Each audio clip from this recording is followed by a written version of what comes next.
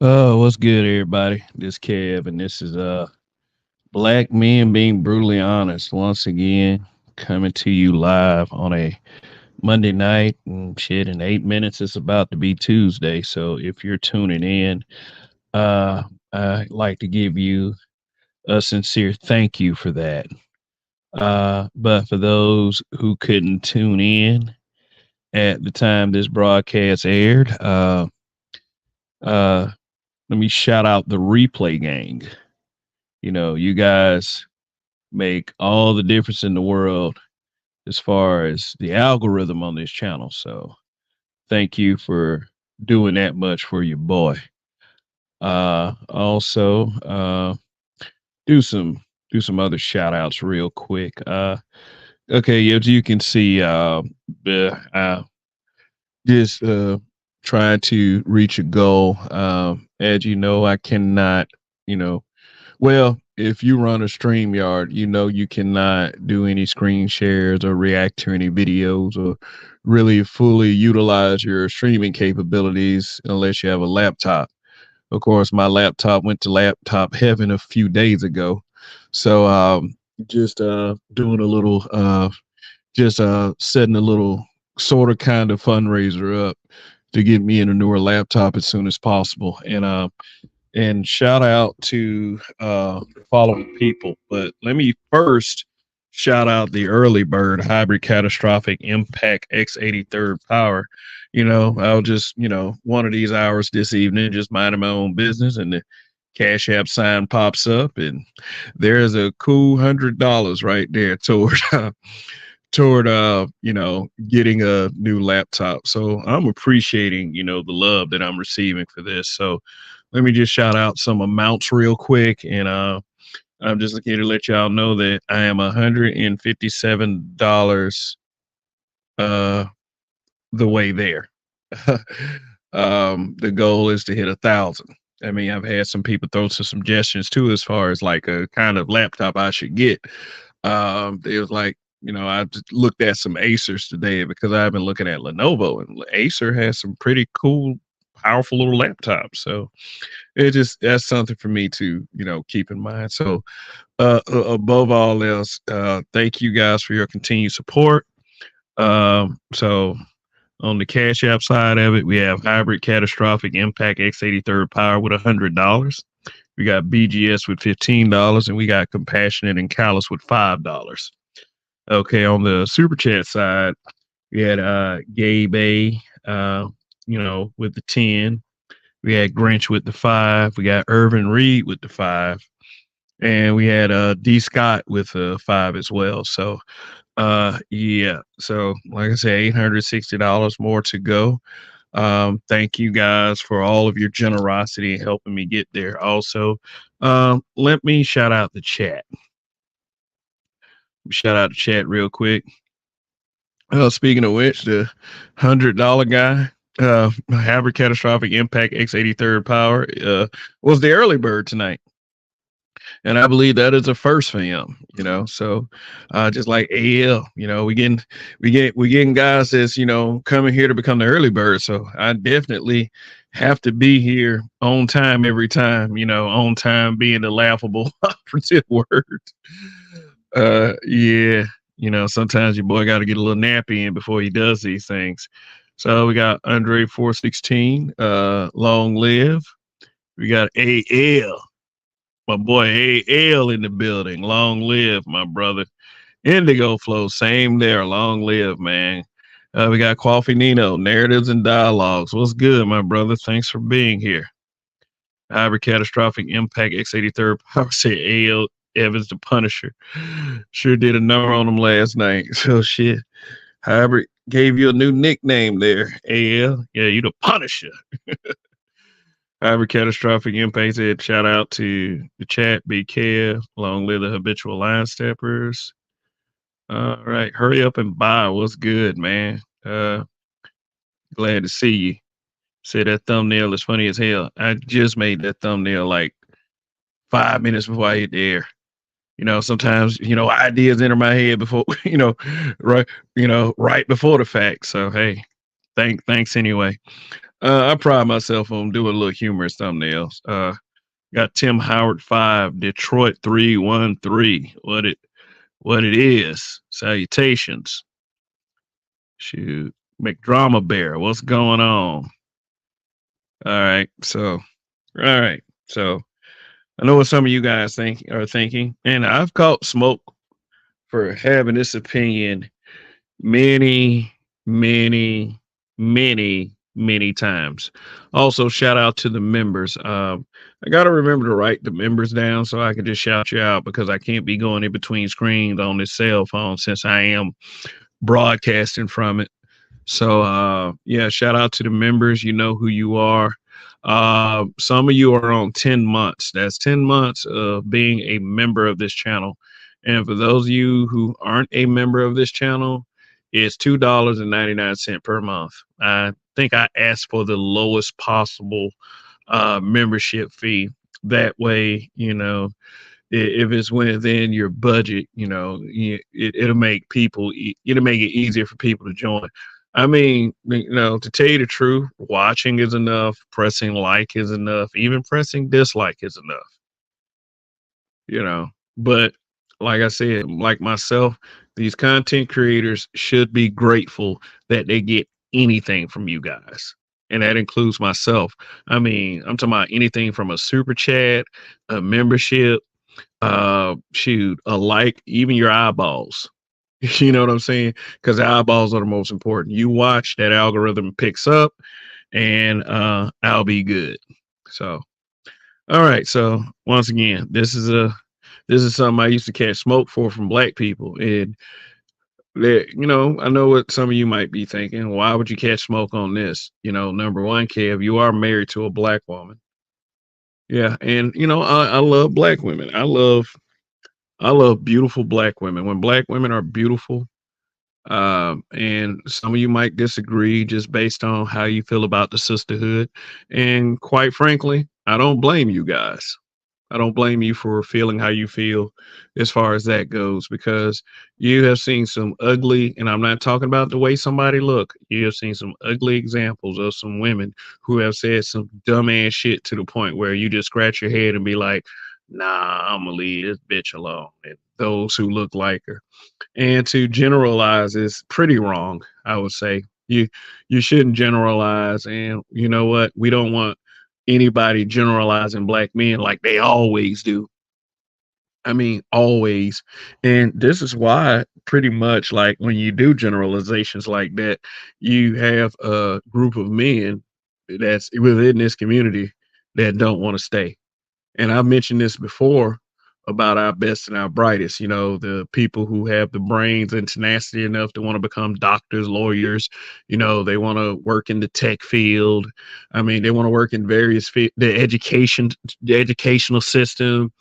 I mean, even the skilled people, who make monies off of being able to do things with their hands and, just have a certain particular set of skills, that could be beneficial to the inside of this community right here. And then when I say this community, it's really not saying much because I'm under the belief that we're not all that community minded. I think that in 2024, our race, especially by people that look like us, melanated, uses our race as a virtue signal, basically to gain a perk or to gain some sympathy rather than some actionable tangibles that we could all benefit from. Instead of that, instead of like political movement, instead of trying to build a better community so we can build better black people, to set standards, we'll rather worry about what's going on in the celebrity wing of things, the pro athlete wing of things. And I will always say this: once you start getting into that $1 million category, you belong to a different group of people. Because at that level, and I know mine would probably change somewhat too, not too much as to not be able to relate to you guys, but if I ever became a millionaire, my mindset would have to change somewhat. And mindset changing doesn't mean that I just completely abandon my people and, act like that I can't hang around you guys anymore, that I have to be some upper crust ass nigga or anything like that. What I'm saying is like, you know, be careful who you align with when you get to that point. We always got to be careful who we align with when we get a certain amount of money or achieve a certain level of success, because everybody that you grew up with, everybody that you hung out with, you never know if they're going to remain the same person once you achieve success or not. And what young black men have to face is when they hit these levels, leaving certain folks behind. And that includes the young black men that they hung out with, grew up with, and, that don't want as much as the next person. Shoot, whenever we get any type of success, and I'm talking to us as black men, we have to be careful. We have to be careful who we align with, and we have to have the ability to dodge bullets better than Superman. You know what I'm saying? I mean, shoot, we as black men are always going to have to be an inkling more careful than the next person. So I mean, having a standard like that does keep us on our P's and Q's. So, well, I'm looking at the picture up here because, like, a lot of these things that we deal with on social media, I'm going to tell you the truth. I don't have my nose in all of it. I don't have my eyes on all of it. That's why you would barely hear me report on certain things that caught fire around social media, just like the whole Drake and Kendrick Lamar beef. I haven't, it's been mentioned in conversations that are had on the panels that I have on this channel, but I haven't had a dedicated broadcast yet. Tiffany Henyard, that corrupt mayor in, I think she was like the youngest and the first woman mayor and the first black woman mayor of the town, well, the city in Illinois. And I figure, and I hear that she's causing quite the stir up, involved in dishonest and illegal activities. And now she's under scrutiny. The whole Fannie Willis thing. I haven't really did a deep dive into Fannie Willis. I'm just giving you a few examples because, I just want to let y'all know as far as my social media presence, the things that I would say I'm supposed to be able to focus on. Ray Hama was good. I see you down there. Ray Hama, the Hama Force. Check out his channel, everyone. As much as I'm supposed to be in the know about social media, and what people talk about and what's being discussed, I'm really not that much in the know, actually. Especially like with certain subject matter, certain popular subject matter. I try to be a person of integrity. DJ B-Side 1965 and Chance Rogers, what's going on? I don't be in it that much, Most of the time during the day, I'll be outside touching grass. That thing they say that these so-called Black Manosphere guys don't do. We don't touch grass. We don't have lives. I'm supposedly, broadcasting from my mom's basement, stuff like that. And I mean, like, there's scrutiny, the regular scrutiny that you face as a person, as a human being, as an individual. Then there's black man scrutiny, which means that it's motherfuckers just like undermine you in every goddamn thing. I mean, I'll give you one very potent example as into relation as to what I do right now. Shit, the podcast. Oh my God, the podcast. Black men are doing podcast. And I mean, imagine those kind of complaints, but it goes beyond podcasting. That's your normal, average, everyday life of a fucking black man. And it's not me playing victim. Because I say this more so to say, hey, you know what? Because you guys feel this way, the world and anyone within this local vicinity that don't like it can kiss my ass. It becomes so easy to say. even at that level. So if I'm saying that because motherfuckers are like, oh, the podcast, oh, we had such a problem with what black men do. Oh, why can't we just leave black men alone to their devices and let them do their thing like black men do for everybody else, literally. You know, and I don't want to hear this bullshit from the sisterhood either. You black men, all y'all do is talk about us. Then, you know, all you have to do is turn around and say, hey, what are you doing right now? Who are you talking about right now? You can't get mad at something that you do as well. But, you know, because of the lack of logic, the failure of logic that plagues our community sometimes, you got uh you got mofos that more work that act like that, you know, that like they act like these people that try to inspect your penis or some shit like that. Like they act like they're gonna hold your dick for you whenever you decide to do something with it, like, you know, take it out to pee or something. They want to make sure that it's nowhere near a woman of another race. I mean, that pathetic ass shit. And my thing is, if you really want black athletes to marry black women, seriously, if you're that worried about it, there are certain steps that you can take. We'll talk about one or two of them tonight. But at the end of the day, I don't really give a fuck. I don't really give a fuck what a black athlete does at this point. I don't care if you date a black woman, a white woman, a Hispanic woman, because I see as far as men and the women that we choose to date, I don't give a damn what race she is. I see it as a conquest. I don't see her as being in the alpha position like most of you simps out there when it comes to women.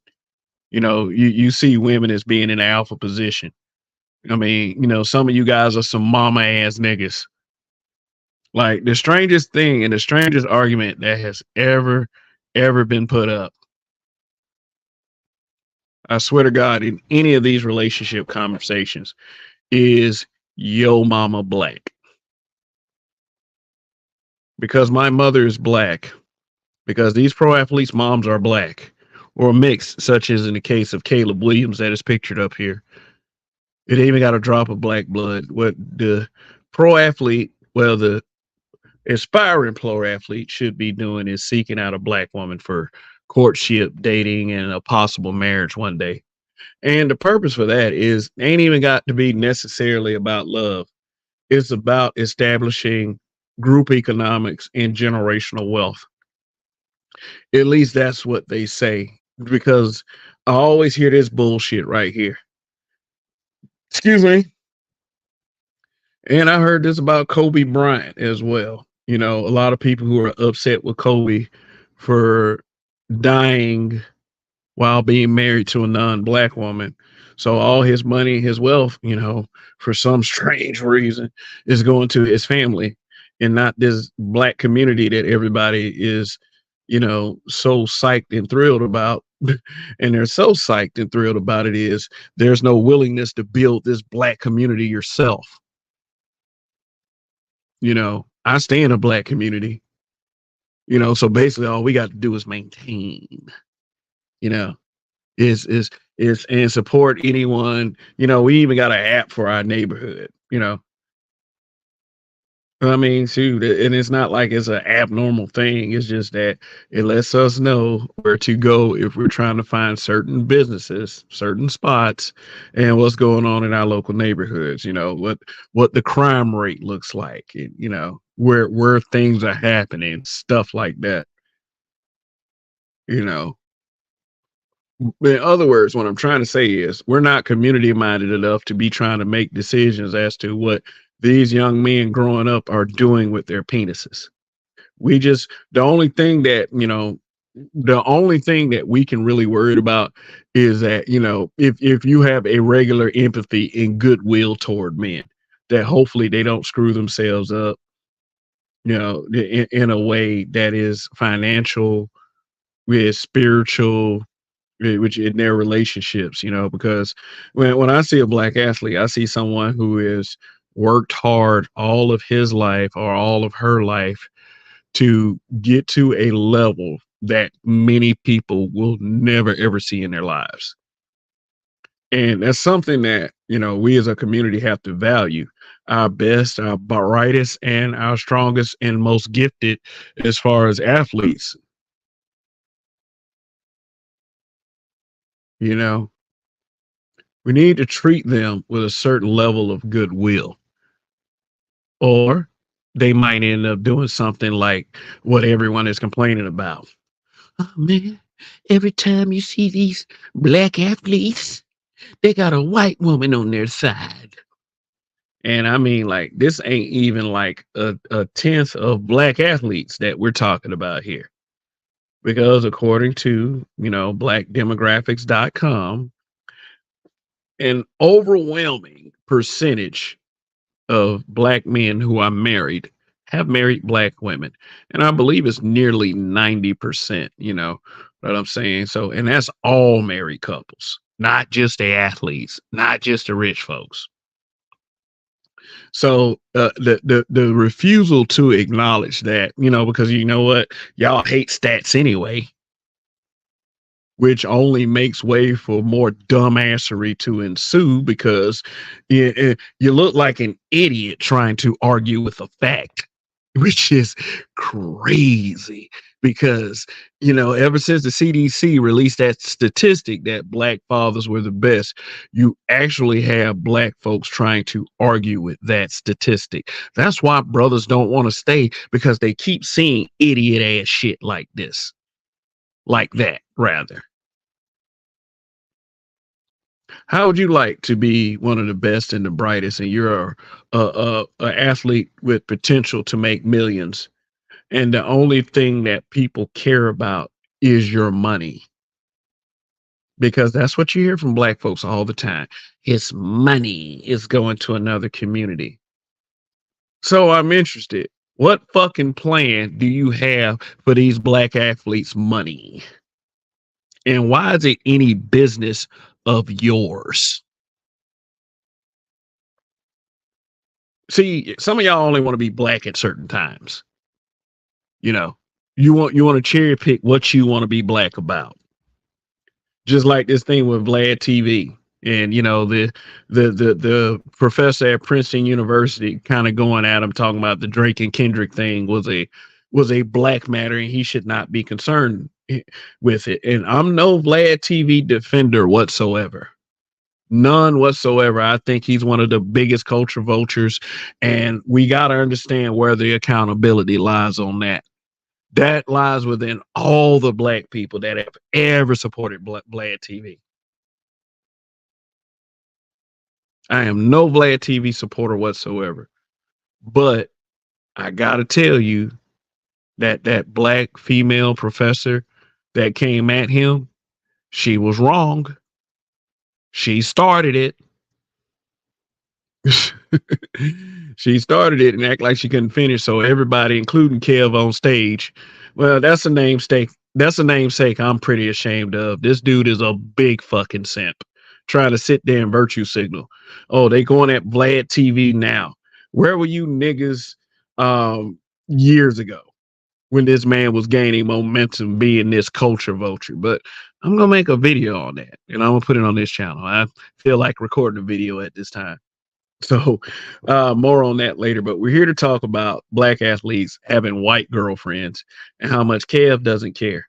It's like I'm thinking the opposite of the way the amazing Lucas would think. The opposite of what guys like Dr. Umar would think, because I don't give a damn about those guys for real. Neither one of them have anything tangible to offer the black community. When people say, "Oh, Umar should worry about their school," that school that he says he's been trying to build for the past 10 to 15 years, that's a legitimate point.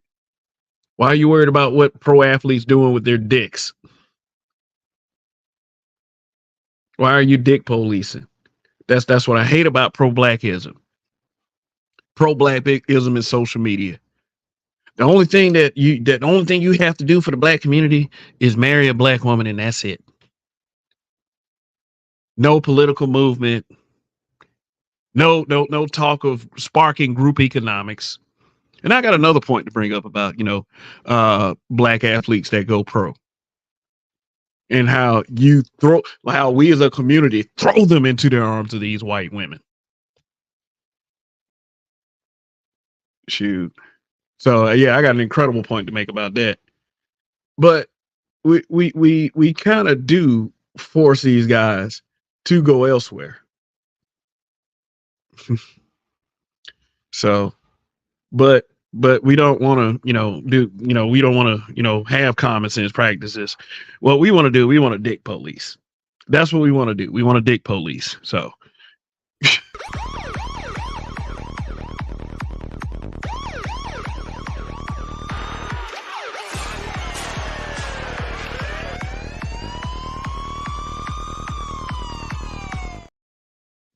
Yeah. Yeah. Black pro athlete. Once you hear them sirens, just casually walk the other way because you're about to be annoyed in an incredibly huge way. I remember Patrick Patterson, this basketball player. Forgot what team he played for. I remember when he got into that debacle where people were coming, like he was posting him and his wife on Instagram, and his wife is a white woman. And people were really, really going at him with this whole slow tip shit. Huh. Yeah, you had to marry that white woman that would not have cared about you if you wasn't a professional athlete. I mean, number one, duh. Number two, why the fuck should Patrick Patterson care about that? So he went around and said, like, what y'all messing with me and trying to insult me and my wife for? Most of y'all got bulldog looking wives around here. Because I mean, like, I guess one couple was just really going at him, so he just decided to say she looked like a bulldog, and then it turned into Patrick Patterson said black women look like bulldogs. Shit. What about LeBron James' son, Bronny James, who went to his senior prom with a white girl? How social media shitstorm on that. And I thought that one right there was weird. Bronny James is a fucking teenager. The fuck he's concerned with what y'all think about who he takes to his fucking prom for.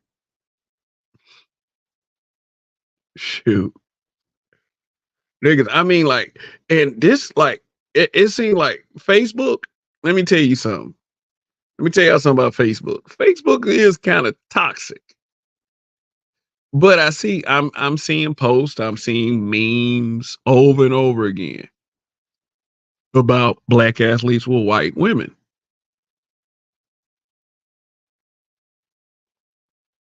Yeah, they push that narrative to keep you pissed off with each other. Like I said, most black men are with black women by choice. Not because they didn't have a choice. Not because they felt like they had to because their mama was black.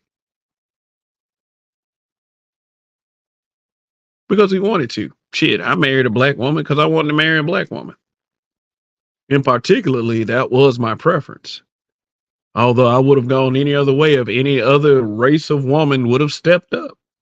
I'm not going to lie to you. Shoot. But hey, who knows what the future is going to bring me. But anyway, yeah, I got an idea about, if everybody's so fucking concerned with black athletes and who they end up marrying. Why don't black people make a collective effort to send their sons when they go to college? This is a crazy idea, and I know it'll never happen. Why don't y'all send all your athlete sons? Because I know you're not going to require the same thing of your athlete daughters because, we're too chicken shit a community to even think about that.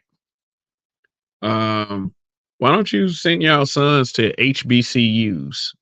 I know that that's an idea that people kind of thumb their noses to.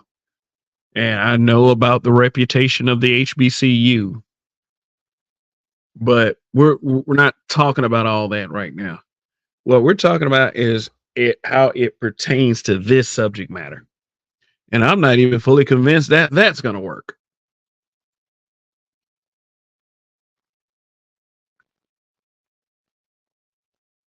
Shoot. But I'm just saying, it's just a suggestion.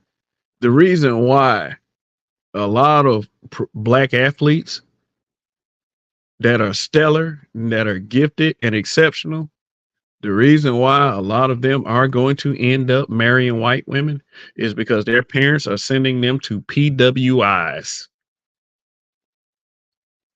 predominantly white institutions, Division One schools, schools who are nationally recognized for their sports programs by the coverage they receive on television. Example of a PWI, the University of Alabama. Yeah, if you watch college football, you know about the SEC, the Southeastern Conference. Yes, we beat up on every other college conference division, especially having Alabama in the SEC. I really, really want that to be Auburn, but let's face it, Alabama will always have more national championships than Auburn. Auburn's pretty tough when it wants to be too. You got LSU. You got who else? Georgia Bulldogs. The SEC is probably the toughest conference in the country. And any athletes that end up at any of those schools in the SEC or any of these PWIs and they do any kind of decent, hell, those athletes will probably end up on a professional level. Talking about the NFL, the NBA, and what parent wouldn't jump at the chance for their exceptionally gifted athlete son or daughter? Well, I might as well say son. To become a millionaire at a very young age, which means that as parents, like the parents who sent their daughters to R. Kelly, they think that there's going to be a payday in it for them too. But, for the rest of the illogical parts of our community,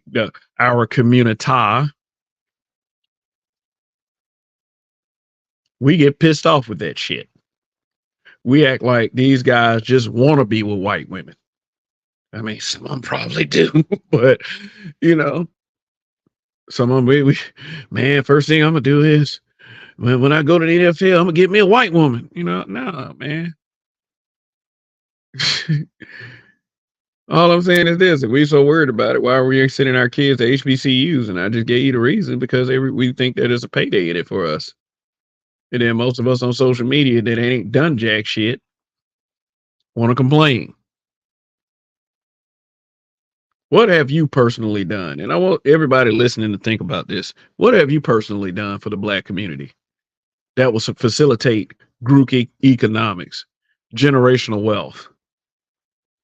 What have you done? Did you produce a superstar athlete kid and send them to an HBCU? Because people think by sending their superstar athlete kids to HBCUs that they won't get noticed.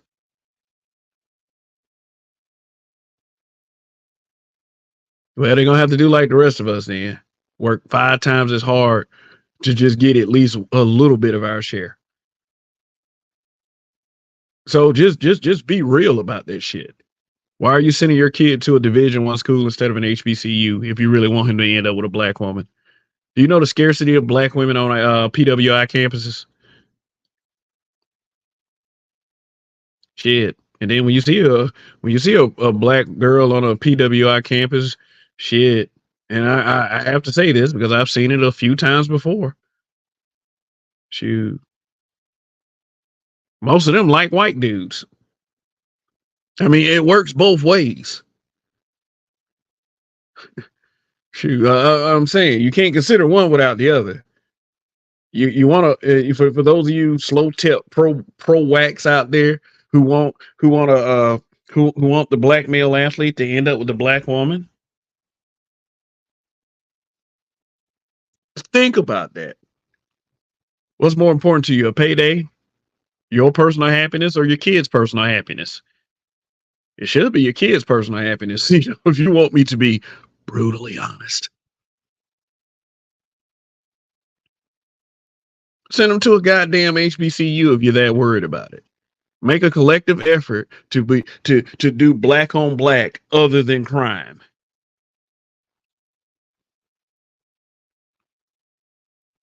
Because not only do we have this quote unquote problem with our best and our brightest wanting to take their talents elsewhere, as far as, you know, the guys with the brains that y'all call lames, because they'd rather have their head in a book than their dicks in a strange pussy. I mean, shit. I mean, well, you know, you can't say that about all of them. But, you know, it seems to me that young men who prioritize themselves end up doing better than the ones that don't. But like I said, what have we done as a collective to keep our best and our brightest and our most athletically gifted here? And my answer to that is nothing. Nada, zilch, zero. All we do is run our goddamn mouths and complain about shit instead of doing something about it. I'm not worried about these guys going elsewhere because I'm not them. I can only worry about me when it comes to certain things. Most is like that. In fact, 99% of us are like that. You don't want to know what's going on with the other 1%. So, my suggestion to you idiots out there, and I mean idiots specifically, is to stop the goddamn dick policing. Have belief enough in a black college or university to send your child there if you're more worried about who he's going to end up marrying. Not saying that's the right solution, not saying that's the only solution. The ultimate and best solution is for you to shut the fuck up, actually.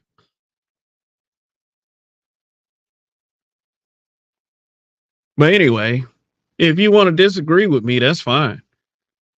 Because as little control as I have in these situations, you have even less control, trust me. And the amount of control I have is 0.00%. So if you got less than that, then you're really not nobody's really giving a fuck about you. Like at the micro level and the macro level. So yeah. So I mean, you could take my suggestions, you parents out there. I mean, you got a 3-year-old that keeps picking up a football. I mean, you see potential in that, you can start planning now. We got to somehow make sure he ends up with a black woman. Because we don't want lonely motherfuckers out there on social media crying and bitching and moaning about it.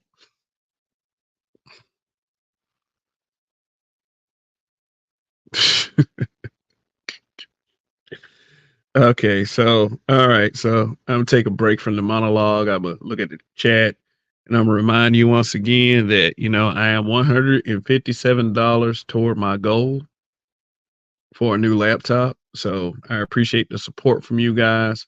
Hybrid Catastrophic Impact X83rd Power, you are goaded in that until someone tops the amount that you donated. Hybrid Catastrophic Impact X83rd Power donated $100 to my Cash App a few hours ago.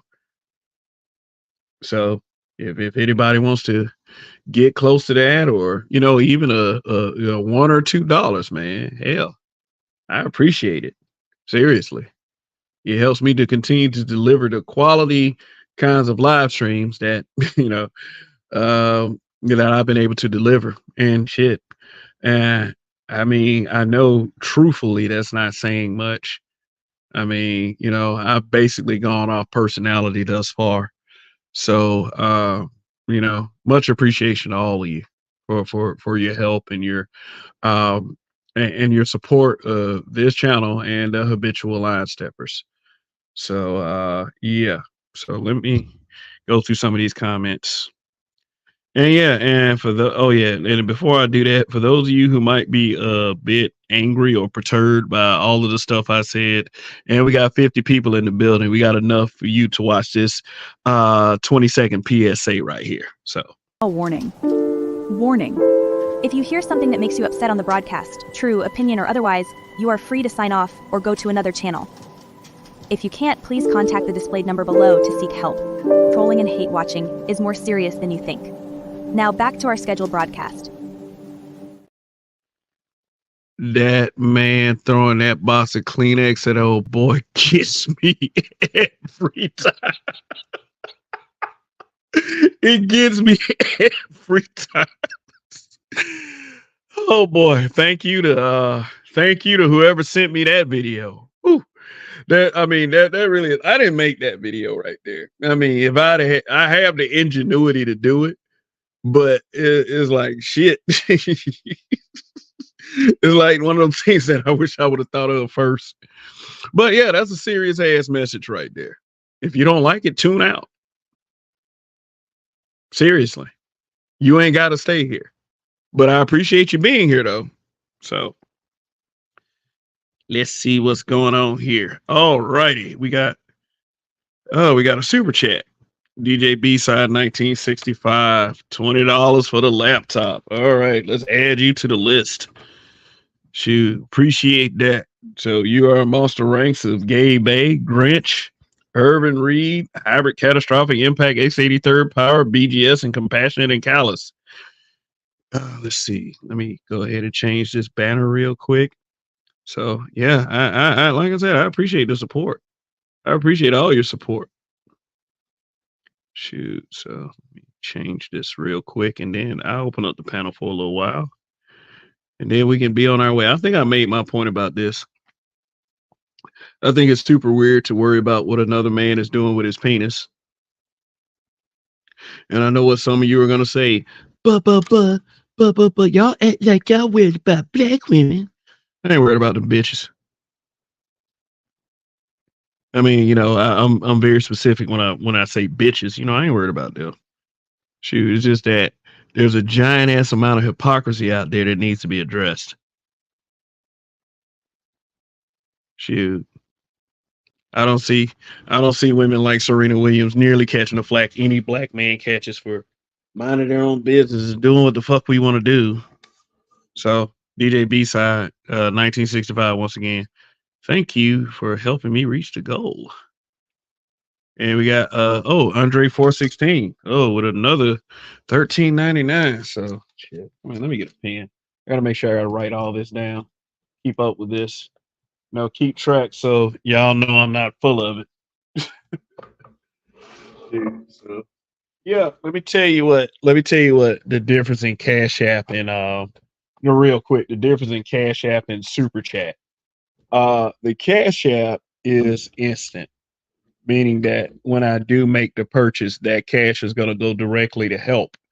The Super Chat is the recovery, meaning that it helps me recover from my purchase because I won't be seeing that money till mid-June anyway. If you donate in May, like just think about for all you super chatters out there, if you donate 1 month, the next month is when the content creator gets the money, and YouTube takes out 30%. But I should be counting that 30% as far as the total tally, but I'm not going to because like YouTube takes 100% of your money.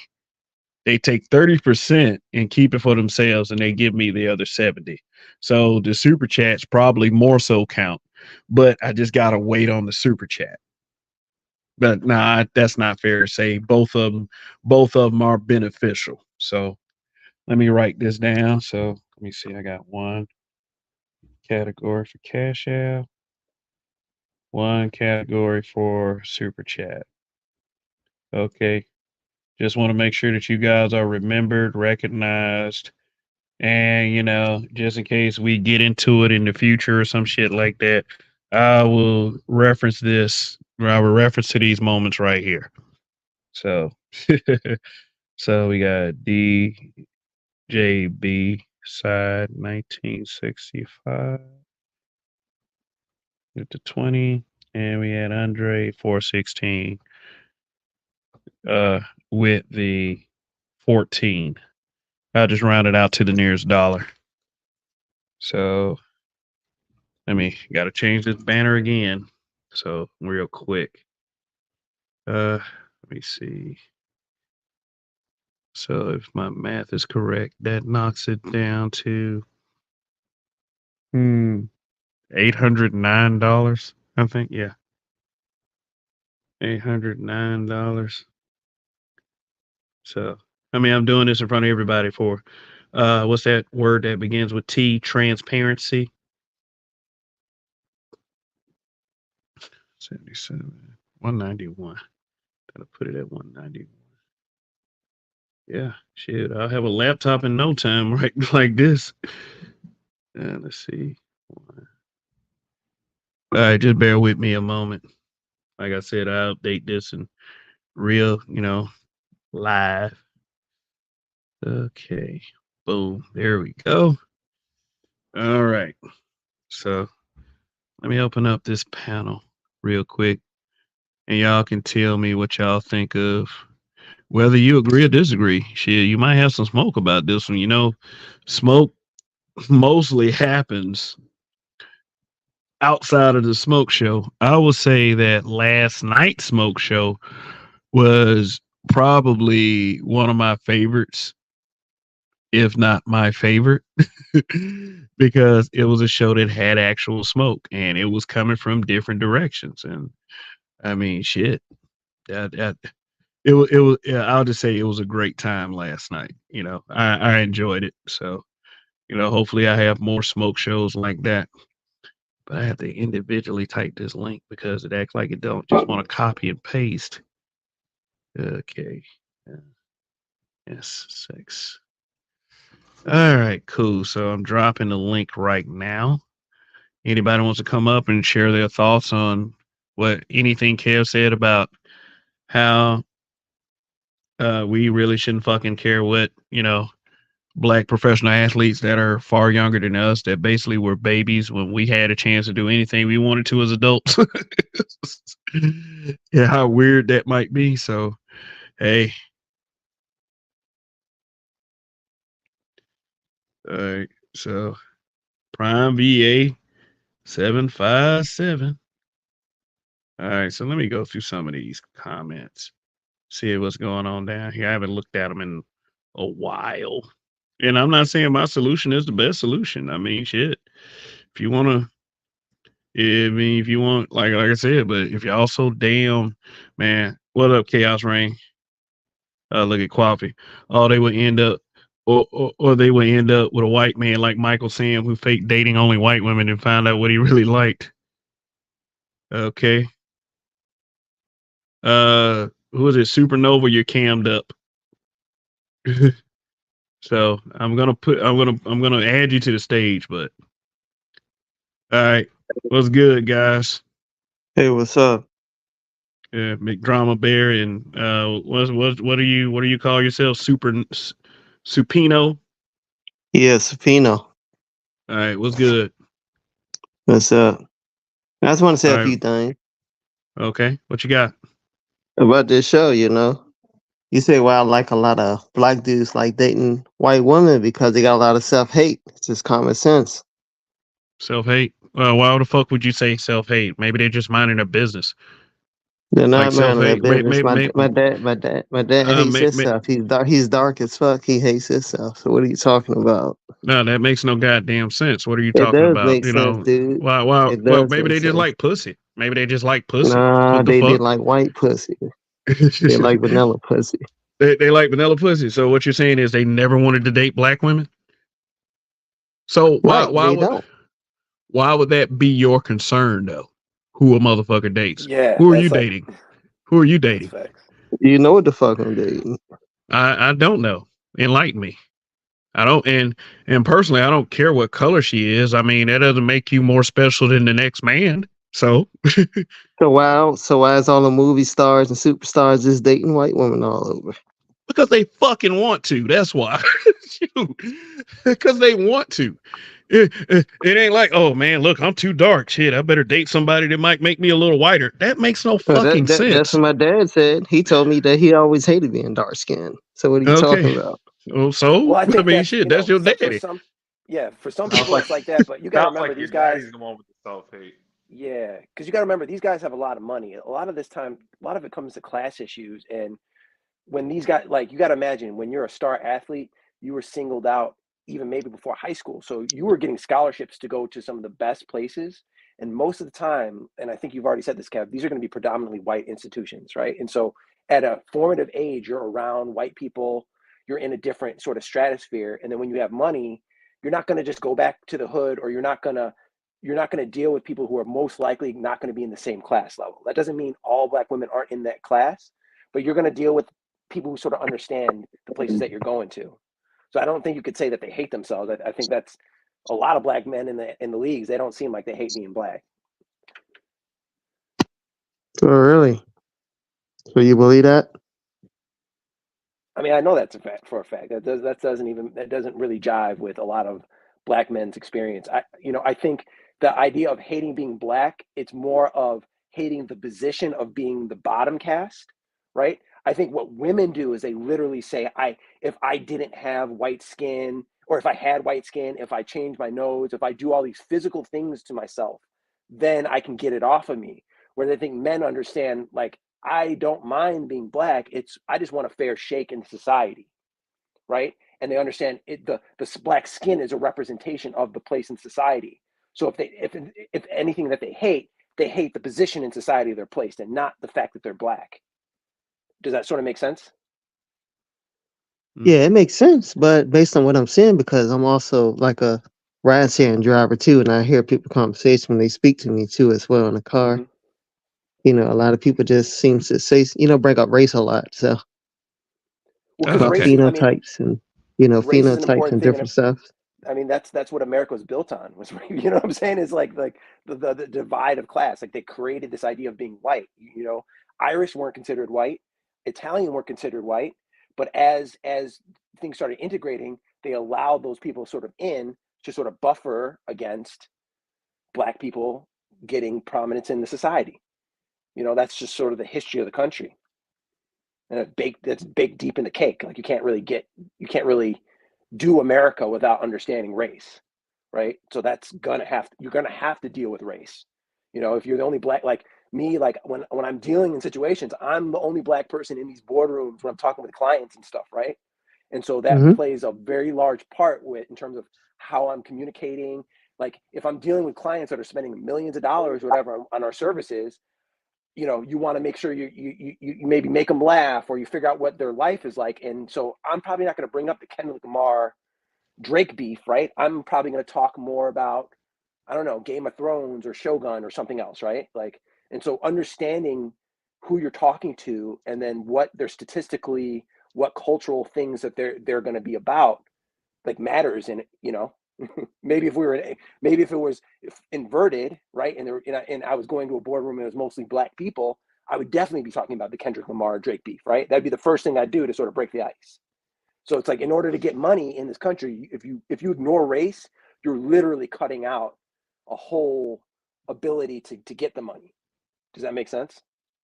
Yeah, it makes sense. But back to the race though, since you said something about race, like calling a Black person Black, but I notice most people are not Black that's Black. So, and most people are white. They got Chinese still white too, but they're not called white. I don't get it. I don't give a shit about that, bro. Like seriously, I don't care, man. It's like bringing other races into our Blackness, man. Is like just after you just got through saying what you said, man. I mean, the fuck, man. Like, what position are you gonna choose? I mean, does Blackness only matter when it comes to who you date? Like, is that what you're saying? Yeah, that's what it appears to be. I mean, that's your perception, though.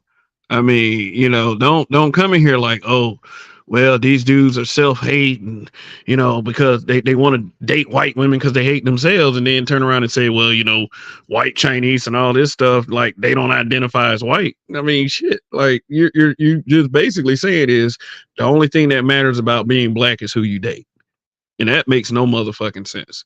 Well, Like, and after like his opening statement, he said that his dad didn't like that he was too black. give Like a that's damn. so right That's there. his dad. But Detroit 313, man, thank you for the super chat. He said, so how child support and alimony is not self-hate by black women? I mean, it really isn't, but at the same time, I see what point you're going to. If he's going to make that point, then that might as well be the existing point too. I mean, if a black man is going to be a self-hater for dating a white woman, hell, you're a self-hater for screwing over black men. You know, when you totally made that choice as well. So I get the logic behind that. If you're going to adopt the same logic shit, let's just do that shit across the board. Let's all do shit that don't, let's all go along with philosophies that don't make any sense. I personally believe child support is a hustle. And, you know, if it truly takes two, it's going to have to take you too, you know, since you open your legs and decided to let a nigga skeeting you unprotected. Shoot. And then marriages don't always work out. So, I mean, I get your point, Detroit 313. I mean, if he's going to come up here with this whole is self-hate. Let me ask you something. What's your name again? He jumped down. He jumped down. Jumped out. Yeah, I'd want to know if is his dad African? Because that sounds like more of like an African thing. Like, yeah, because focusing on the white skin Africans thing. don't like one another. Because I got African brothers that lived over there for most of their life. When they hook up with a white woman or whatever, they don't treat them like, you know, we're going to kick you out of the family and shit like that. I was going to ask homeboy, where's this Negro High Council that's going to kick you off of the losing team if you do hook up with a person of a different race? You know what I'm saying? Where are the rules for this shit? I mean, they like. What about let's say Maya Angelou? She married the same white guy 5 fucking times. Didn't nobody come at her like that? Do they call Frederick Douglass a fucking self-hatred? You know what I'm saying? Said that he had self-hatred. His second wife was white. You know what I'm saying? Who makes up the rules of this shit? Well, they're all rules, like, and that's clearly that's really just feminine psychological shaming language. Because again, they'll take these psychological terms that there is an idea of having self-hate, right? But then they just blanket term it. So they'll just call everyone a narcissist. They'll call everyone self-hate. They'll just use all these words, who hurt you, like all these things. Right. And it's just like they don't even know how to apply these things, and because you can't just apply these things in a blanket fashion, right? Like self-hate is a specific thing, right? Yeah. It's not something that everyone is just at a certain level. We all have insecurities and we wish certain things were different about us, you know, like that's part of being a human, right? But I think a lot of times with this idea of self-hate, like for men, we tend to go into strange environments and be able to adapt. That's sort of as men, that's what we're able to do. So when you see a lot of these black athletes with white women, they're not even really necessarily giving up their blackness to do it. They just understand, I'm in a different environment, I'm going to adapt. So I'm just going to do what I got to do in this environment. But that doesn't mean they hate themselves, right? Right. That's a strong conclusion to jump to say that somebody hates themselves because they date outside of their race. Like when I walked the Appalachian Trail and traveled across the country and shit like that, wasn't no black people doing that same shit. You know what I'm saying? I was surrounded by white people. Where the fuck I'm gonna get a black woman from? You know what I'm saying? So sometimes it's about what's available to this motherfucker, and sometimes it's about what he qualifies for. You know what I'm saying? There's a lot of different factors to why people do it besides like self-hate and shit like that. The other thing too that I hear people saying is like you must hate your mother and shit like that. oh But the god, thing about it, you know what I'm saying? Most men don't want to date their fucking mothers. Most men grew up with abusive ass fucking moms and shit like that. You know what I'm saying? but let me jump in real quick. It's not even so much that, nigga. Like we don't have an Oedipus complex. We don't want to fuck our moms. Okay, why would I want to fuck somebody that look like my mom? Do you know how sick and weird that sounds? Like these That shit people are is fucking stupid. But go ahead. I know that's what I was going to say, Kev. That was basically where it was leading to. Yeah, but yeah. Detroit 313 says, did Janet become a single mom while she let him hit Raw? Didn't have second thoughts by Arab billionaire? Yeah, because they winning when they do that though. They winning when we do that. But you know, when there's a black man, it's like this over scrutiny, and it's like if shit hits the fan in the black community, like I said, I've said this before. When shit hits the fan, no one looks for a feminist. When shit No. hits the fan, no one looks for a woman. They look for the man. Shoot. So shut the fuck up. Like, let us do what we want to do. We're at the front of this thing, not no bitch, man. Shoot. I had to go into using improper grammar because of this shit. Like, the man said, what do white women say? I drink. What up, Nick Taylor? He said, how many of you folks looked up Raymond Parks, the husband of Rosa Parks? Go ahead, tell me what you see. Oh, okay. Well, thanks, Nick, for that little tidbit right there. I mean, and most like, and what I'm saying, most like women who are black women who are recognized in Black history, look at the color of their husbands. Like the husband, their boyfriend. Shit, I think Harriet Tubman was even married to a white man at one point. You know what I'm saying? And I'm not saying that to police their private parts. I'm just saying that of a point of hypocrisy. Shoot, Yes. when a man has sex with a woman, it's a conquest. It's not you bowing down, you putting her on a pedestal, you accepting her leadership. No, you're doing the fucking, not her, unless you on some sus shit, you know. But I mean, you're the one doing the fucking. You're the one doing the protecting. You're the one that should lead these conversations, no matter whose feelings it hurts. And I hate it so much when so-called grown men give up their positions for some fucking nonsense. But let me see. Let me look at these. You know, it does get tiresome. Yeah, that's right, Nick. Proximity. Like RPM just got through saying, and like the point that I made about the PWI versus the HBCU. I know a lot of black folks that don't want to send their kids to HBCUs just because of the reputation. You know, just because, oh, you expect me to just do black, blackity black. Well, you want your son to do black, blackity black when it comes to marriage and this fucking woman. Shit. So just like I was telling dumb like anybody that steps up here and has the courage or to give his point of view or opinion, I shouldn't disrespect that person. But from the way he was talking, it was pretty fucking dumb. It was pretty dumb. And then somebody down there said, well, he just trolling. We have got to stop going to that. It's like every time. It's just, I get it. Some people do troll. I'll even tell you when I'm trolling. But trolling ain't the go-to every fucking time. Some people are just being morons. So, all right. But Dialogue said he was coming up. He said, Kev, I think I want to come up and address something the other guys said it about shaming him for dating white women. Okay, well, I mean, hit the link. It can't if he can't see the link, I'll drop it again. It's just a little bit more difficult to do it from here than it would be for a computer. So let me see. Let me drop that link again. And mods, when I drop this link, do me a favor, copy and paste it. So I won't have to type it in like this. Typing it in digit by digit shit. Yeah, but Negroes have a selective outrage when it comes to this subject, man. That shit has no consistency whatsoever, Yeah. And it's like they say things that make you feel like they're gonna pull your black card or whatever, but it's like how the fuck does that work? It doesn't. It fucking doesn't. You can't take nobody's blackness away from them. Exactly. If I leave here, go somewhere else, I'm still going to be black. My family's going to be black. Fucking somebody of a different race isn't going to change my color. You know what I'm saying? No consistency. No, but look, like you just all you gotta do is do like I do, just throw it back in their fucking face. I mean, like, if you're that worried about it, what have you done to push the community forward besides trying to dick police motherfuckers? But Jason Anderson, thank you for the super chat. I'll put you on the laptop fund list too. He said, we tell detractors that white women are easier to deal with, but they respond, you hate yourself instead of acknowledging an issue in our community. It seems our community, black men, must accept anything and owes everything. Yep.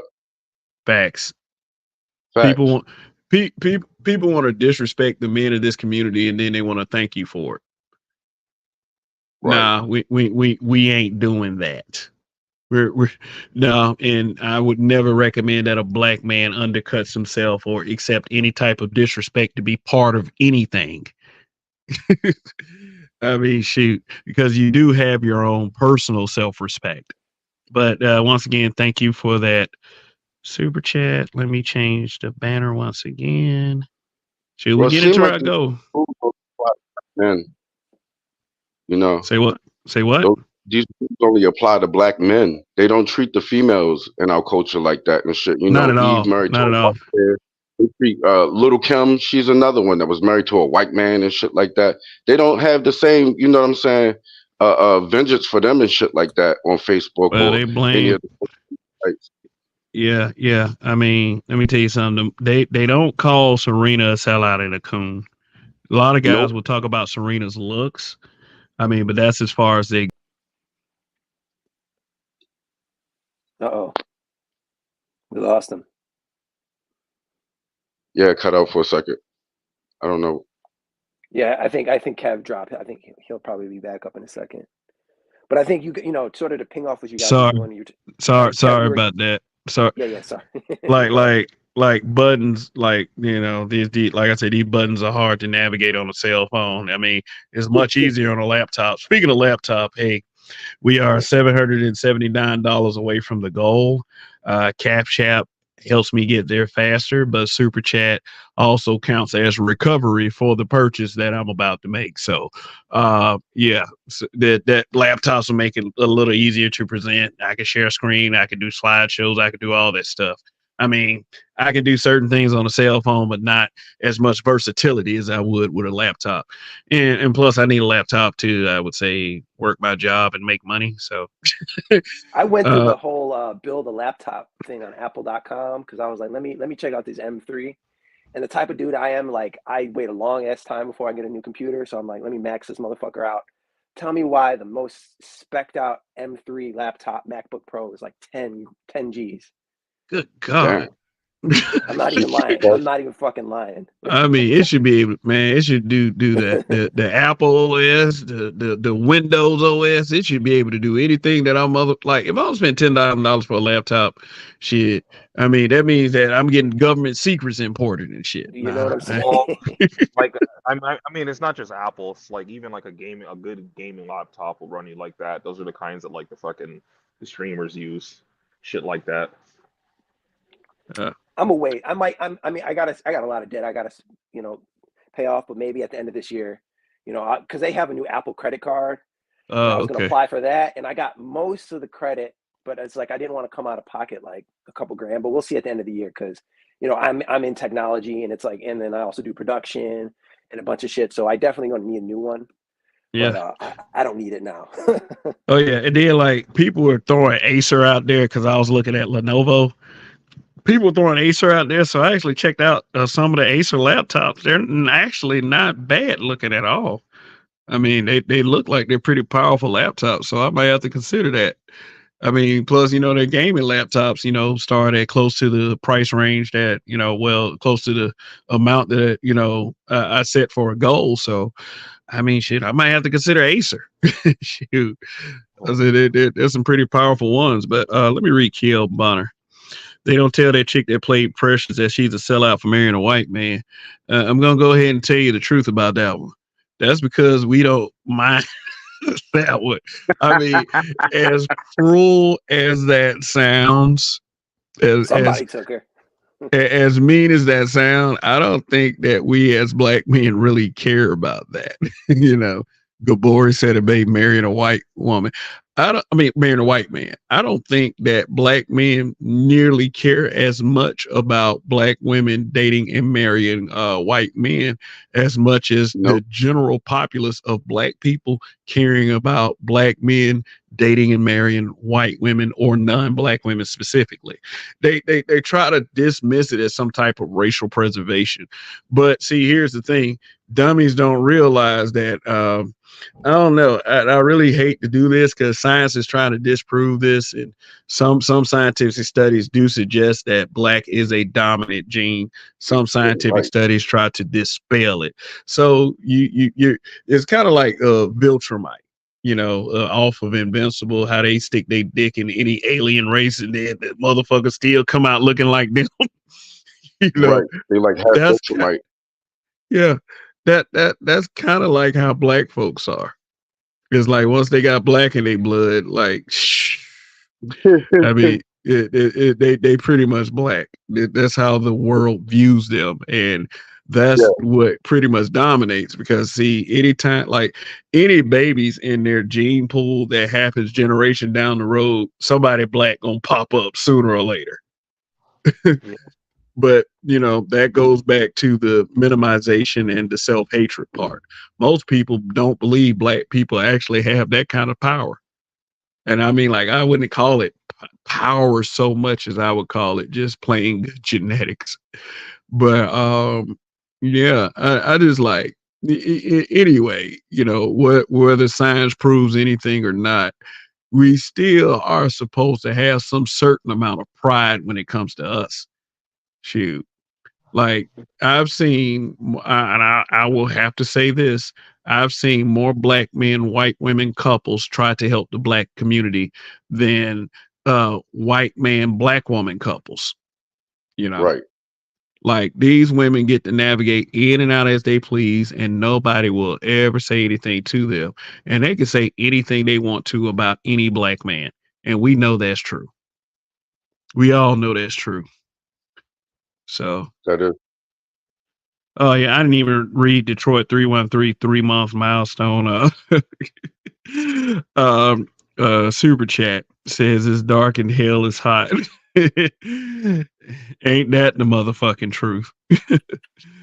But yeah. And you know what? Detroit Like, I think. 313. Oh, go ahead. Sorry. He said Go you ahead. can add. Thank you for the super chat. He said you can add Cat Williams to that list as well. So, you're donating money.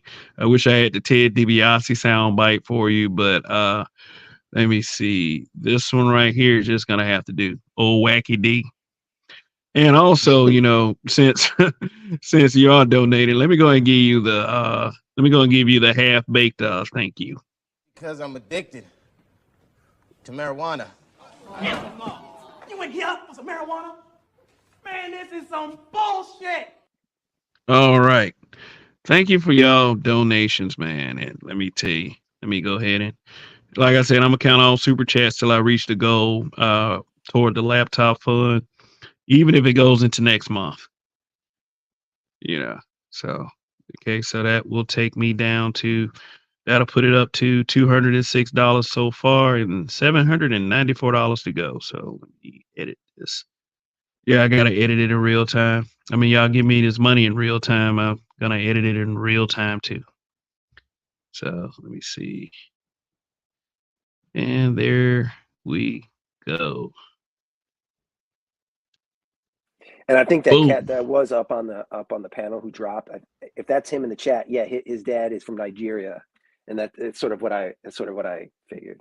And it's no hate, but if you know what's sort of going on over there, and I don't know if any of you guys watch Diamond Dave. He just did a video sort of on Nigeria, just sort of you show like they got some crazy stuff going on over there. So it makes sense why like a lot of people from Nigeria want to flee and go somewhere else and never come back. Yeah. And why they might have a lot of self-hate. I mean, one thing he brought up was Nigeria, I think it's part of OPEC, and they're a major oil exporting nation. And they get more money from remittance, meaning people leaving Nigeria, becoming doctors, lawyers, engineers in other countries and sending money back than they do from exporting oil. Right? Raven Knight. Go ahead, finish McDrama Bear. No, I'm done. I'm just saying, if you think about how crazy that is, where they're making more money from sending Nigerians to other countries to become doctors, and then those doctors sending money back, than they do from exporting oil. Like, so it's pretty crazy.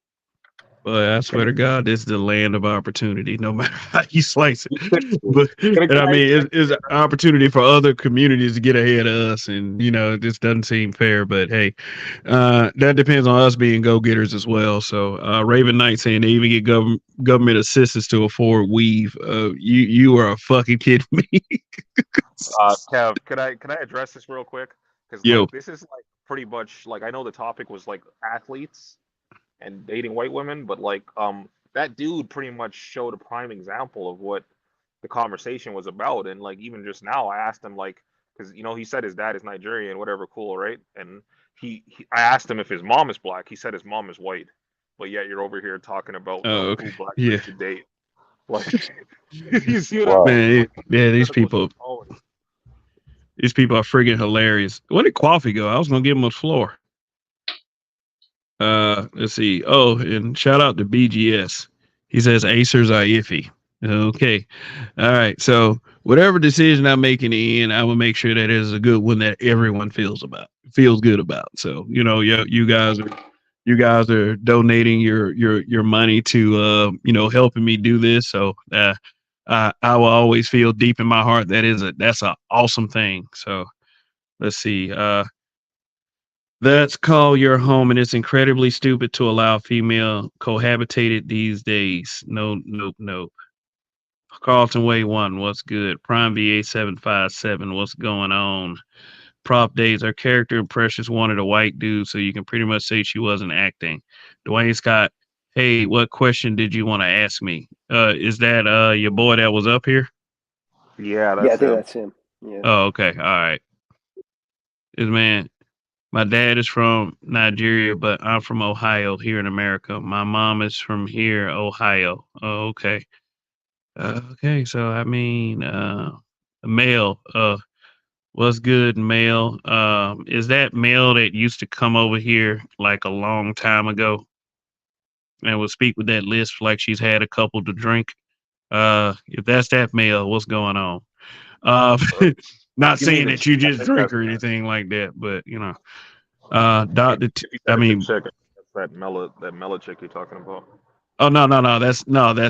Yeah, that's Mela. Okay, male is somebody else. Okay, yeah, yeah.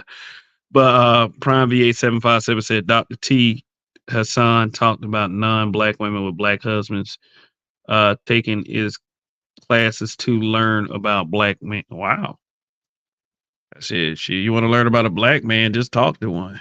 I mean, but if they taking classes now to like shit, that's a lion-hearted effort. I think black women need to take that class too. You know what I'm saying? But let's see. I'll cover the statement he made in a special topic. Y'all can go ahead with the show. Okay, man. But anytime you want to step up and say what you got to say.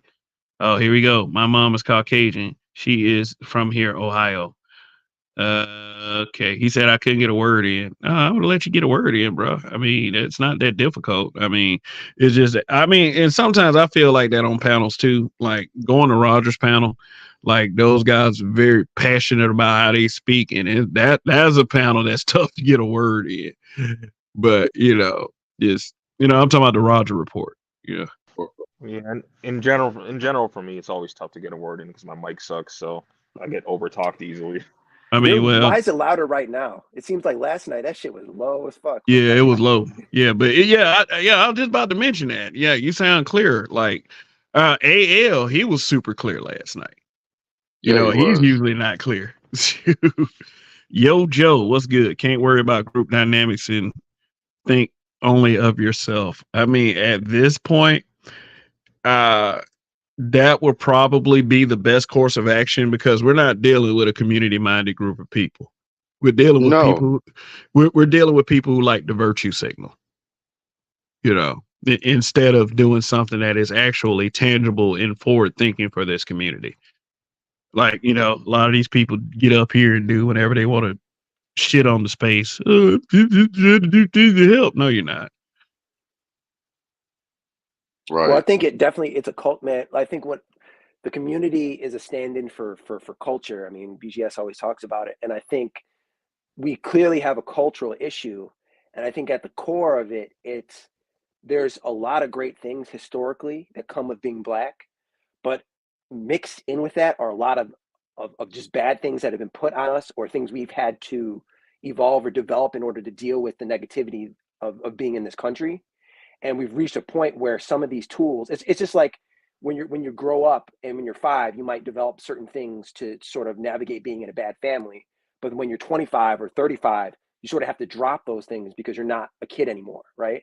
And I think in our culture, I think we have to reach a point where we have to be very conscious with what we call black culture, and we have to be willing to let go of a lot of stuff. And I think when you say that, people start saying, well, were you trying to be white? No, it's not about trying to be white or anything else, but we have to be a lot more intentional in terms of what we call being black, because what ends up getting shuffled Now in that's there why I is, came back up here, because I wanted to talk to you about that. I'm glad go you ahead. brought it back up. But go ahead. I'm gonna let you cook, and then I'll come in.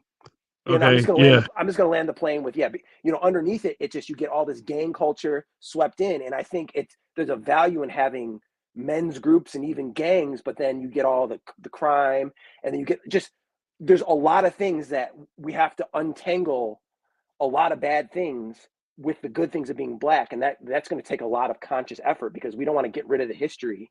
But if we have to No. get rid of a lot of stuff, we might have to be willing to just let it all go if we want those of us who are actually productive to be able to go forward. And then when they say, I'm black, you're black, we already know our common values, and we can actually build. So I'm done right there. Okay. Well, I'm gonna let Coffee go, and then I'm gonna respond to this statement that Mel said before. Let me see. I gotta find it again. Said we don't fact check anything. We just say it and take it as 100% truth. We never learn. None of this actually matters. APT, because only a remnant of AA will remain in this country for the next 50 years. I was kind of with you up until that last statement. They'll never get rid of us. I mean, if you're talking about African American, I mean, whatever on that. This country is a melting pot anyway. I just so happen to believe that most people will be African American by this time. I mean, why else would white politicians be trying to make these laws in place to where they ban an abortion, and they have to, try to encourage whites to be more fertile, and they fear this genetic annihilation. So we got fear mongering on one side, and then we got, genetic annihilation on the other side. So, I mean, just make it make sense. I didn't know whether you was talking about us or not, because we do kind of fact check over here, and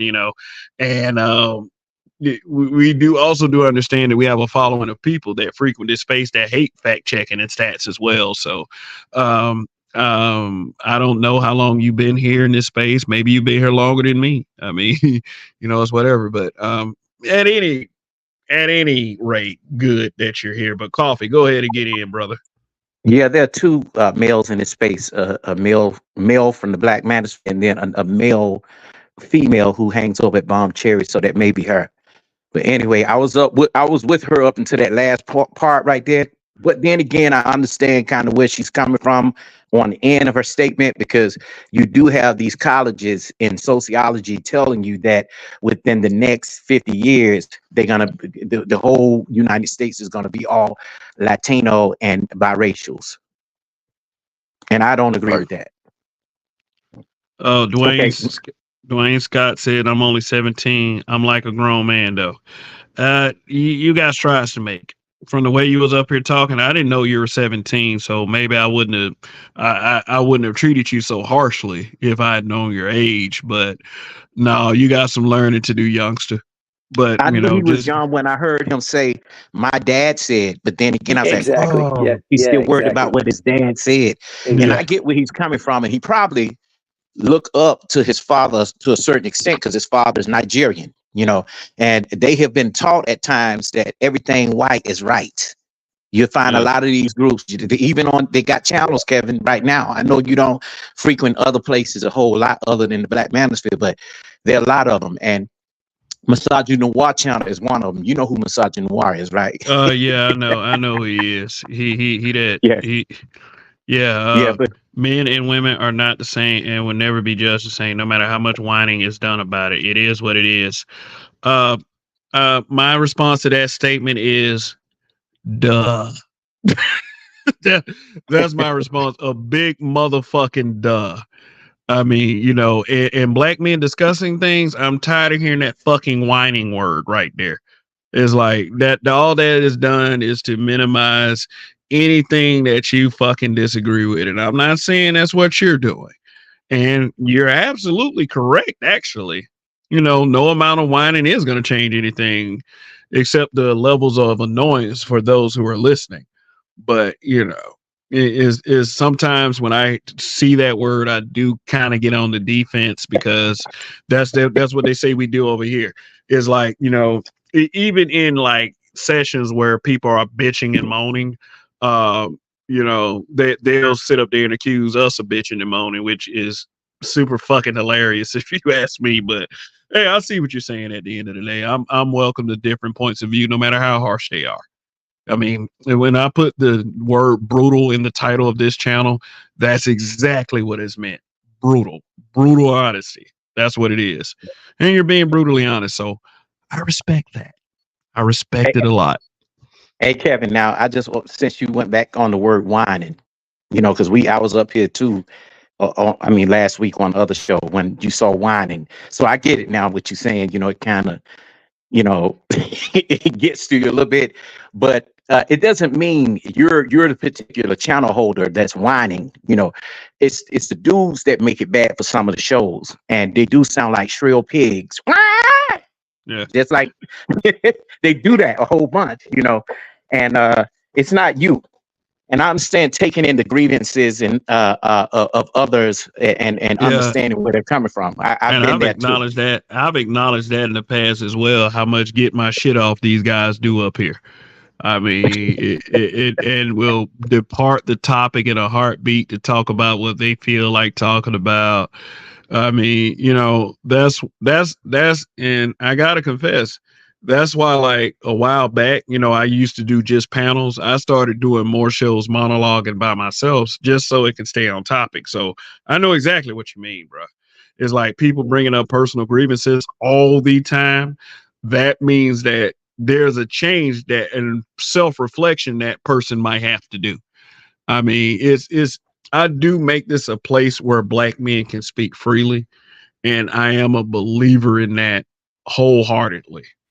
You know, so, you know, fuck whoever thinks what about it. You know what I'm saying? And then again, it could be a trolling mechanism too. Like if a dude speaks a little bit lower or he speaks a little bit high pitch, you know, you find a dude that has a deeper voice that will say something like, "Oh, you put some bass in your voice.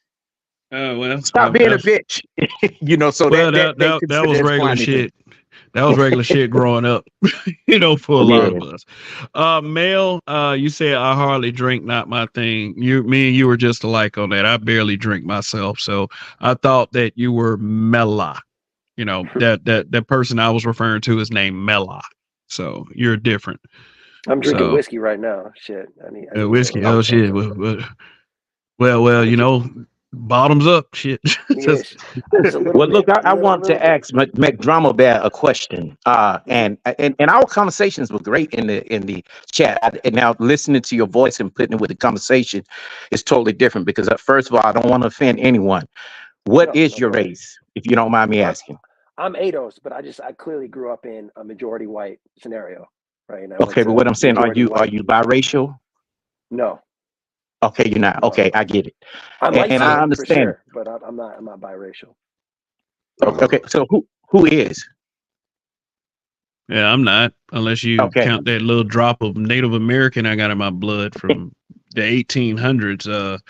Yeah, both my parents were dark, melanated, brown skinned. You know what I'm saying? Okay, I do. But male, but let me say this real quick and I'll let you continue. Coffee. I'm sorry. He said to me, whining, venting, complaining, etc., all the same to me. Well, you have a very narrow spectrum of thinking. I would say that if that's what it boils down with you.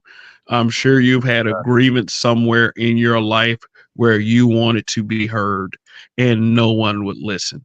Those came to me in thousands of moments in my life. So I'm not one to sit up here and act like that, I made this YouTube channel just so I can be heard or whatever like that. But I did kind of create a platform on social media for Black men to reinforce and strengthen our voices, because there's too much bitch in a lot of us. And I'm just Well, going to I say it bet just you. like that. So go Well, ahead, Coffee. I bet you she liked that song by Lenny Williams. Girl, I love you. Hey, but if you're gonna do a ride share stream, I'll join you. I did Uber for a while. Oh yeah, that'd be great, man. I Yeah. want to talk about that because a lot of rideshare drivers are not getting their fair share on certain things, and we did a whole documentary about it out here in San Francisco. It's on my page, but we'll talk more about it. I don't want to take it off the subject, but Yeah, you're welcome. we also gotta, no problem. I mean, yeah, thank you. But yeah, man, that's just another example of the capitalistic society that we live in. Yeah. And how things have a tendency to not be fair. So I mean, if we're really about building better Black men over here, we have to let Black men know the other opportunities that that we have. And we have some very good-minded people in this space, and my suggestion is we don't waste their knowledge or their talent like young Black athletes. Apparently, you know what I'm saying? I mean, we gotta be like I always talk about, how we should appreciate our best and our brightest. So, Right. I have to first be a champion of such in order for that to happen. So, You know what though? The thing is, reason why I said something about the ride share thing, because there are a lot of Black men who do drive ride share part time. First of all, when they have the meetings, they don't go to them to get higher pay. When I've went to the meetings, I've only seen white people go there. Maybe one or two Black dots in the group, including myself, and I haven't seen much of that. So my thing is, for people who do it full time, I'd like to talk to you more about it, because it's still a job. And then for the also, I'll say, even in this space, I've seen a lot of guys shit on guys who drive Uber, Lyft, who work regular jobs. Yeah, well, that's earners. low self-esteem. That's low self-esteem right there. That's what that is. Nothing else but that. It's not being overly confident. That's, I feel like a nigger, so I got to make you feel like even more of a nigger than I am to make myself feel good. That's all that is. Because at the end of the day, someone who has to overcompensate in that way really deep down feels like they're nothing. It's that Highlander thing where we turn everything into like this competition, and I think we take that iron sharpens iron thing like way too far, right? Like, imagine you're trying to start a vineyard, right? And you're like, you go out with an iron rod, you start beating the vines, like, I'm going to make these things stronger. It's like, we're organic material. I don't think necessarily treating ourselves like the way you sharpen a knife is necessarily the way you go about it every time. And that's why, I study linguistics. It's like, it's very important the language that you use, and you try to be very precise and use the right metaphors. Because if you use the wrong metaphors, you're just going to overfit them and use them everywhere, and it's going to turn out badly, right? Because you're going to start beating on things that maybe you should be nurturing, right? And so and I think a lot of times too. I mean, I've even heard this from, if you know about the billionaire Peter Thiel. I mean, he's very controversial in a lot of ways, and he started PayPal with Elon Musk. He's got this AI company called Palantir. He does this billionaire, but what he even says is like competition is like the lowest form of any building, and like really, if you want to get to higher levels, you have to figure out ways of cooperation, right? Like learning how to collaborate and cooperate, and in order for that to happen, things have to fall into some type of order or hierarchy, right? Like a pyramid, a square, some type of structure. And I think or either being okay with where you fit in, long as you're there trying to learn. And that's the problem. You got too many people who want to be the boss. You can be the boss within your own right, but and when the iron sharpens iron, it's more like you have something that you could bring to the table. I got something that I could bring to the table. You know, even the brothers that don't have degrees. You get what I'm saying? And no, I 100% agree with that. I mean, that brings to mind the idea. I mean, I don't exactly know what context it was in, but this guy, he goes to heaven, right?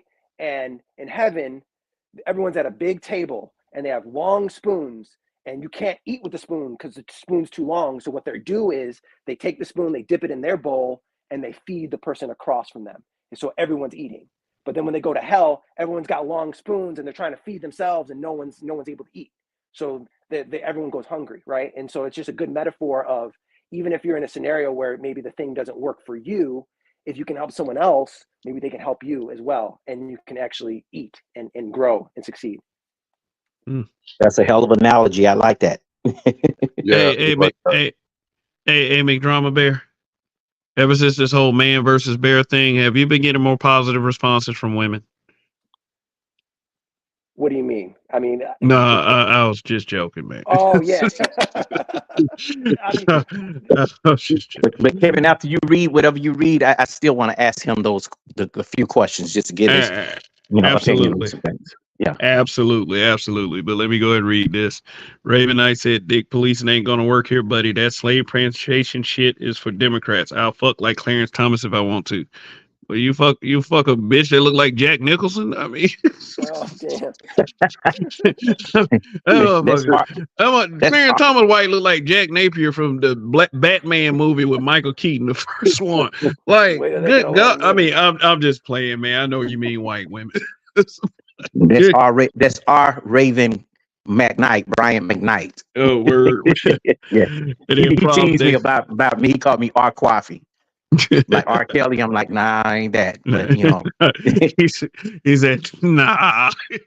But Prof Days, iron sharpens iron, equals let me shit on this nigga. Yeah, I've said that before, and I'm glad McDrama Bear said something about that. Iron sharpens iron is just a bullshit excuse just to dump on dudes, man. I think it depends on if the iron is really sharpening. You know, you just got to line yourself with There's the literal context of it, and then there's this bullshit that a lot of these simps like to do. You know what I'm saying? Just to try to say, hey, you know, I would have to talk about women. Like, okay, you want a cookie? You know, I'll put some in the oven for you. I mean, yeah. Let's see. Male, so many black women who engage in interracial fear mongering doesn't work. It's an extremely ineffective tactic. What do you? So do many black men who engage fear mongering doesn't? Okay. I mean, no, I don't think that black men as a group are trying to intimidate or fearmonger black women out of dating white dudes, especially when we talk about the Chad Wheelers. And what about that white dude that just dismembered this black woman's body and left it in the river, that just recently got arrested? And yeah, what about what's her name that died from that fentanyl by going over to that white dude's house, and then she ends up dead? I mean, we're not trying to fearmonger you girls at all. But when Christian Ombenseli gets stabbed in his chest by his white girlfriend, we got to still hear about that shit. So you're right. Fear mongering does not work. People are going to date who they want to date no matter what. So, Mel, hey, you're right once again. Maybe not right in the way that you tried to be right, but hey. Yeah, she going off right now. That motherfucker Raven Knight said as long as she carry Amex, man.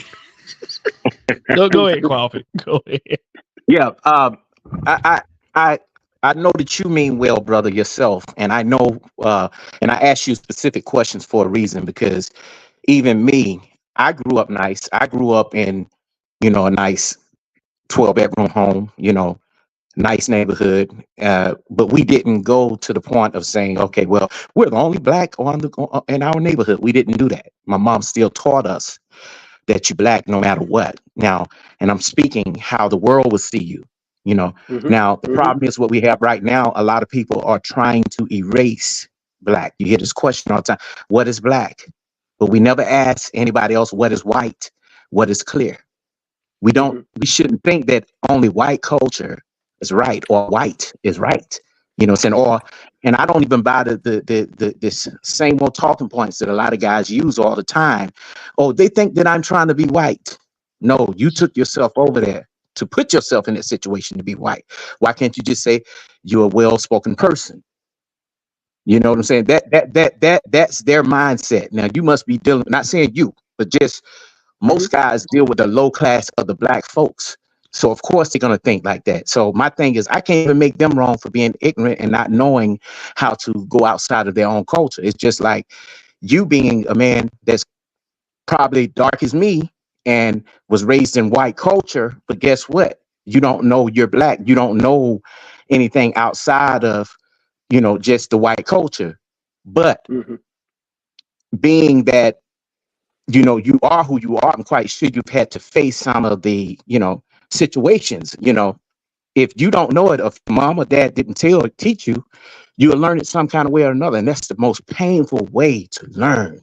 It ain't got nothing to do with somebody saying, oh, you need to come over here with the black folks and be black. You can be white if you want to all day long. You know, I don't think people care about that, but to be aware is so important as a black man, regardless to who you date, regardless if you were snubbed at the prom or you only dated white girls in school.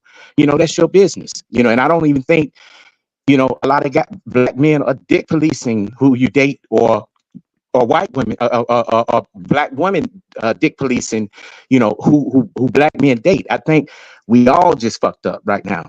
You know, it's more of a to get back at each other.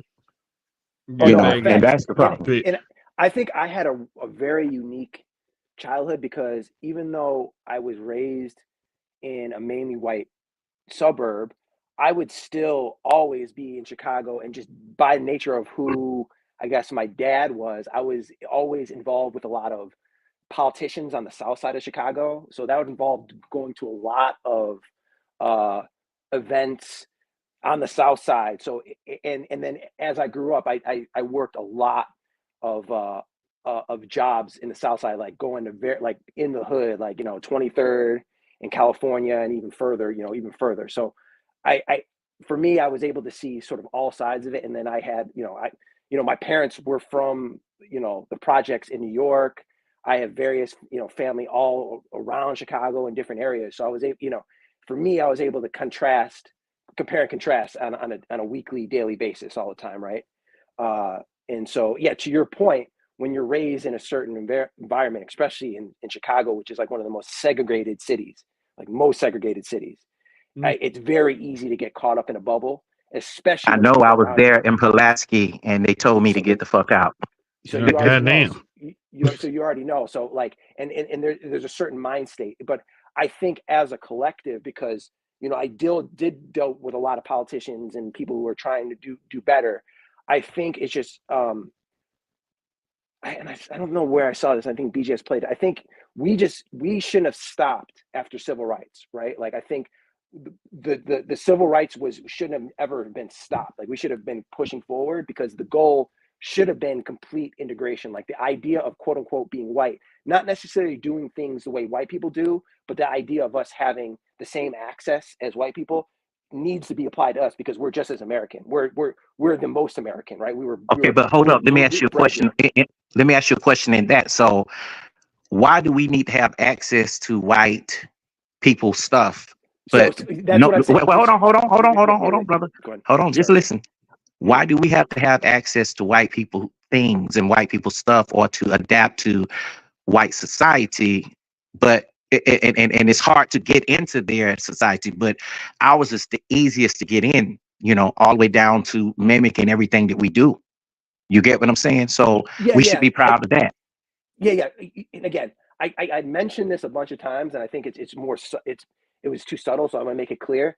When I'm saying it, I'm not saying that we need to be self-hate or get rid of our cultures per se, because I know when I say this, people automatically go to we need to emulate exactly what white people are doing. I'm saying we should have the same access to banking, money, real estate. So that means no redlining. That means same access to getting investment in businesses and just, you know, in terms of getting government contracts, that kind of thing, in terms of getting land, right? And we We have, but Mhm. but is it once you get it, then what? You know, we have had that, but guess what? It's more like, you know, is it the same or is it with conditions or what? I mean, I've seen a couple, even a black and white couple on NBC who bought a home, and the black woman had it in her name, and the value of the home, the value of the home that she was trying to sell and buy went down because she decided to apply for it. But when when they took her off and just put her husband on, it went up. Do you get where I'm coming from? Exactly, and that's what I'm saying. That shouldn't be existing. Like we should have, like the fight should have continued, because that whole concept of us points coming off at us just because of our color of our skin, that shouldn't exist. That's what I'm trying to say, and we shouldn't have to like mayonnaise or not be able to dance or whatever the weird stereotypes that we have about white people. Like, I'm not saying that we need to adopt and emulate them, right?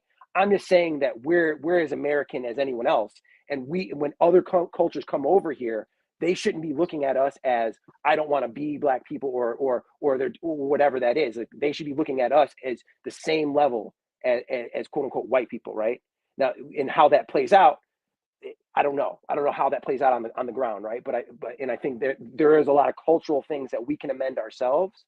And again, it doesn't mean let's start acting Mexican or Chinese or white or whatever. Because when I say these things, But what is it's a trigger. acting though? What is acting? What is acting? Because You're, when I look at you're taking you, the words too literal. You're taking the words too literally. I mean, what I'm no, but saying is, I have to because I need to know. I don't believe in acting. So my thing is, you're I'm using the either wrong word. you either are. What I mean is, Okay, all right. what I'm using the wrong word. In terms of, we don't have to adopt other cultural things and get rid of necessarily our heritage, right? Okay, all right. Right. That's what I want We to can hear. do. Yeah. That's what I'm trying to. What I'm saying is very nuanced. What I'm saying is like very nuanced, right? Like, I think we need to do things the way we need to do it because we have a certain swag, a certain style, right?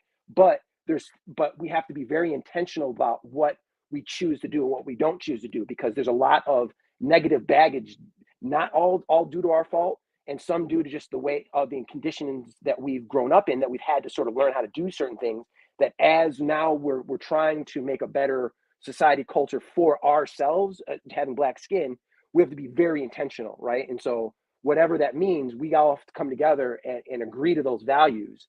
But whatever those values are, we have to be willing to uphold them, right? Like, so whatever environments that we create for ourselves, we have to be willing to keep them clean. We have to be willing to spend our dollars amongst ourselves, right? We have to be willing to control the media that we give to other people and to ourselves, right? We have to be very strict about hip hop music is a black thing. Like, can you imagine if the top reggaeton artist was Nas or name any Jay-Z? Like, they wouldn't allow that. Like, you see even the pushback they're giving on Beyonce, that it's not a real country album. But how come what's his name from Australia? There's one of the hugest country stars, and I'm forgetting his name. He's married to Nicole Kidman. He's from Australia. How is an Australian dude more country than Beyonce grew up in Texas, right? Because it's clearly because he's white, right? She probably grew up listening to country music. Like it really wasn't a stretch for her to do a country album, because that's sort of her. You can tell that's sort of her vibe. That's what she grew up on. But because she's a woman and because she's black, they're trying to act like, oh, that's not country, right? But so those are the things that we're trying to that I think we're trying to fight against. And I think her doing that was a great thing, because that's like, you wouldn't expect her to do that. And that's the kind of thing that I'm talking about. Like, and she did it her way, and it still sounded like Beyonce and that kind of thing. So as a black community, I agree with that, and I think that I saw it in her a long time ago, because there are country black country people in Texas who believe in, who go to even rodeos, they're cowboys and cowgirls, and they go to the derbies, you know, all of that, you know, so that all ties in with the country music. So to me, it doesn't have a color, a look, but at the same time, we really know where it came from. You get what I'm saying? Oh, and I get that. And one final thing, you know, one of the things that we do too much is we pay way too much attention to sports, right? Like, let me bring up a name, Lanny Smoot. Is that his name?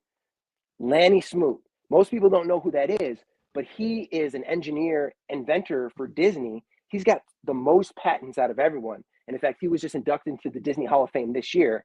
Yeah, I And know he's who you're still talking about. inventing. He created a tile so that way when you go into virtual reality environments, the tile sort of Yeah. rolls so you can walk in place.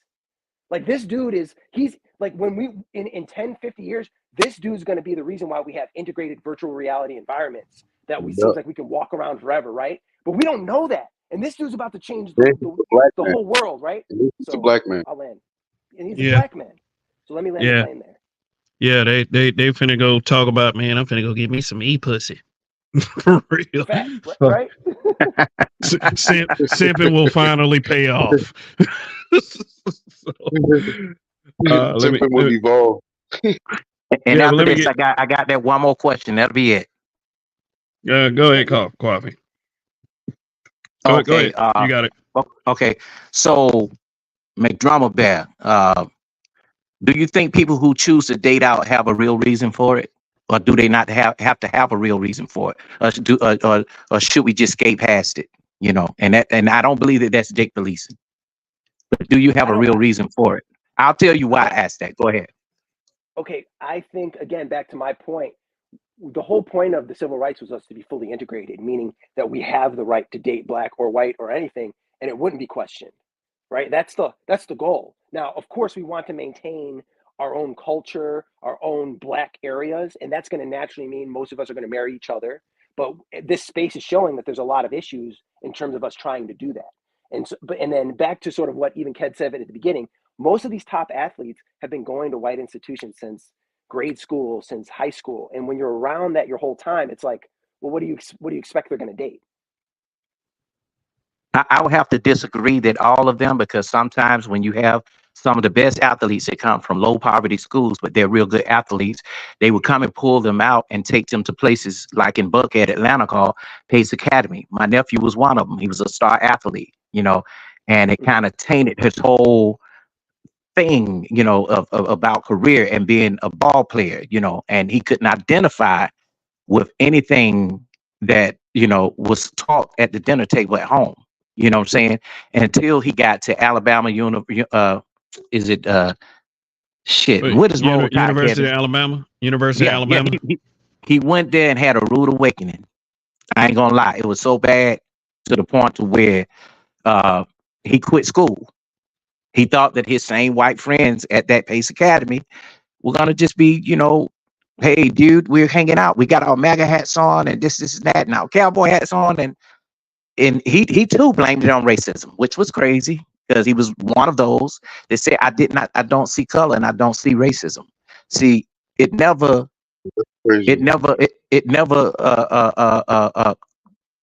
person that don't see it, they see it like Candace Owens when everybody they praise go against them. You get what I'm saying? So my thing is, you get dwell in any culture you want. Nobody's trying to tell you what to do or how to do it, but have some kind of awareness. And this is where our black athletes too need to have some kind of counseling, you know, about certain things, because I used to work for the University of Georgia. I used to be the assistant director over unit housing and security. And I've seen so many black athletes that were passed, not just because they were smart, but because they were athletes, and they get caught up partying at night, hanging out with the white girl, and next thing you know, she's calling grape. You know, so we can't think that just because we're having sex with somebody, or because they're hanging out with me, we're drinking, we're smoking, that these people are your friends. They're not. Oh no, yeah, those are big facts, and I know Andre wanted to get in. My Okay, go personal ahead. experience for sure.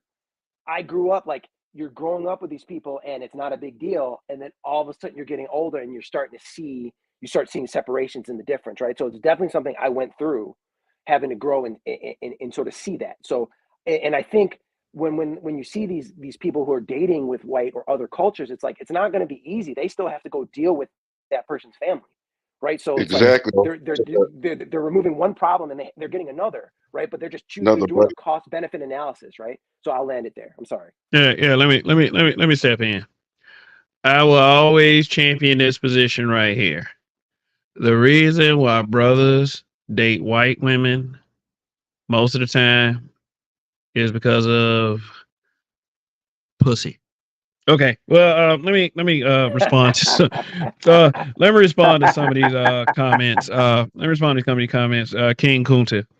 Hey man, you about another comment for being timed out by me personally for like 86,000 seconds for saying that bullshit. Uh, we need more stepfathers in the community, my brothers. Hey, look. I'm gonna go ahead and say it. I don't have a problem with a guy that really, really wants to be a stepdaddy or whatever. You know, if you want to do that, knock yourself out. But here's my suggestion to all them single mothers out there that's looking for a stepdaddy for their children. Make sure you can do three things: cook, clean, and suck dick. I mean, if that's what you want, if that's the end game for you, you're gonna have to do those three things. I'm sorry, you got a kid, and most niggas ain't in the mood to be a stepdaddy. So, okay, and Somebody like, down there said something about is the culture rocking with Diddy and Nah? no, Nah. no, Do we even have to answer that? No Diddy. no Diddy guy. I mean, I've been said no Diddy, and I was on the label. so I mean, you was on the label, man. Is that true, man? Is Diddy kind Yes, of sir. No, he. I didn't let- see any of that. I let me get- heard shit. Go ahead. Okay. Go ahead. like Diddy going around telling artists, "I want some of that man's butt." Like, is that who Diddy is for real? No, I didn't. I never saw that. Honestly, No, I you didn't. never saw that. Okay, so that's just speculation. That basically, do you think that might be the case of dragging a successful black man, or does Diddy's reputation precede him? Well, because of I think things have changed with the times. He might be, because I think that young black men that are artists, they get groomed, easily. Oh, I just want a gold chain. I just want to be a part of the label. Oh man, if you do this, I'll make you a big star. So he probably went with the culture himself that is now. Now, when I was, sitting on the shelf for 2 years trying to, get an album out, 1996 through 1998, it was nothing like that, And then again, I was a solo artist. Puffy, he liked 4-man groups, He couldn't make no money off a person like me because I wrote my own shit and I own my masters. So it was totally different, then. So right now, he possibly could have gotten into shit. People change up when they get older. So I don't know. Meme Wars was good. Is that an actual YouTube channel? I'm gonna check you out. He said we ain't deal with no stepdad as a child support. If we rock, If we rock with, look, bro. We don't do that over here. Okay. I mean, I know that people like to say shit about black men and homosexuality, but nah, this is a hetero space. We don't do that. There are places for that. I don't know. I'm just saying that because I don't know how to take that statement I'm reading. So no, I can explain what he's saying. He's saying that we niggas ain't dealing with no stepdad as a child support anyway if they rock with Bussy. That's what he's saying. Okay. Still, my point stands. Coffee. I hope you know what Bussy. Hey, let Andre get it real quick. Then I let RPM get it. Yeah, I was just saying, like, Coffee. I hope you know what Bussy is while you're saying that. But the thing I wanted to chime I know exactly what it is. I'm not stupid. Okay. I just had to make sure. But yeah, I wanted to chime in on what like you and McDrama Bear was talking about earlier with the whole Beyonce thing. Like I know people are getting at her talking about it's not country and shit, but didn't Black Americans create country music in the first place? Yeah, they did. Charlie Pride. Yep.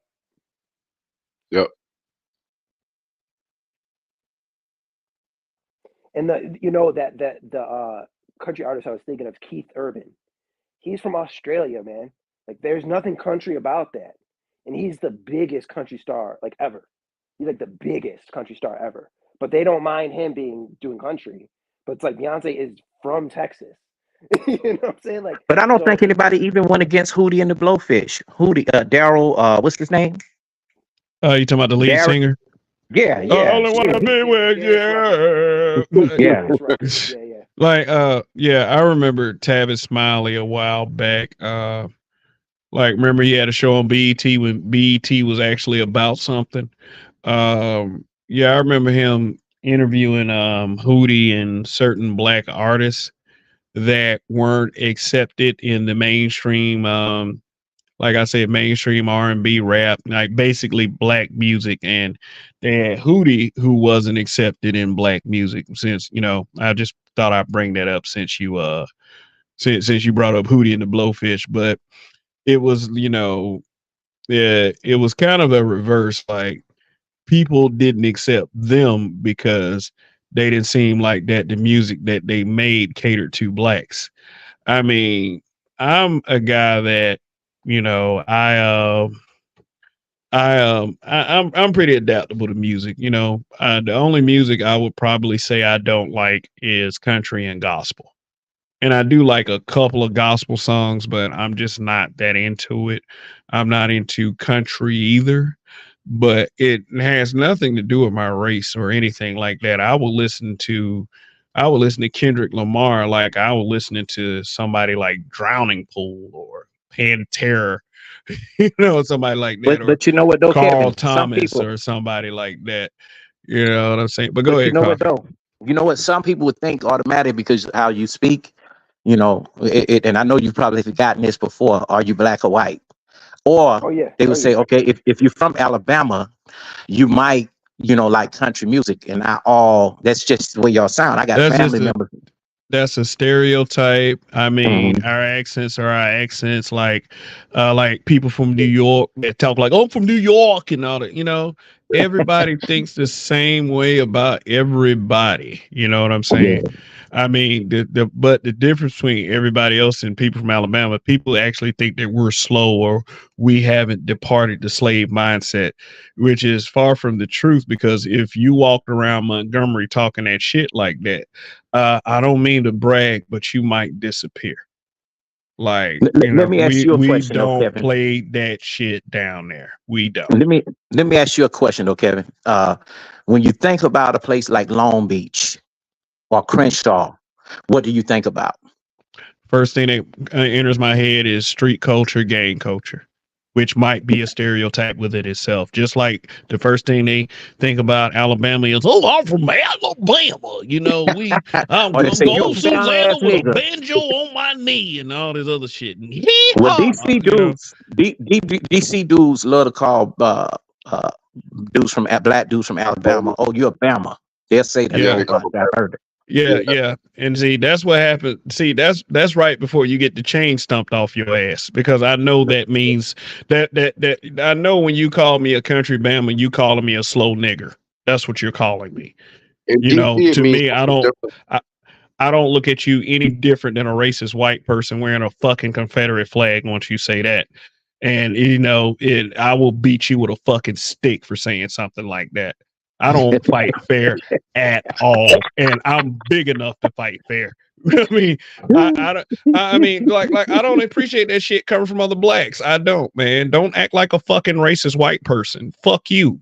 Yeah. You sit your ass down and shut the fuck up. Like, and I mean that. Yeah, seriously. Like country Bama. Let me find out what state you from. Seriously. Yeah.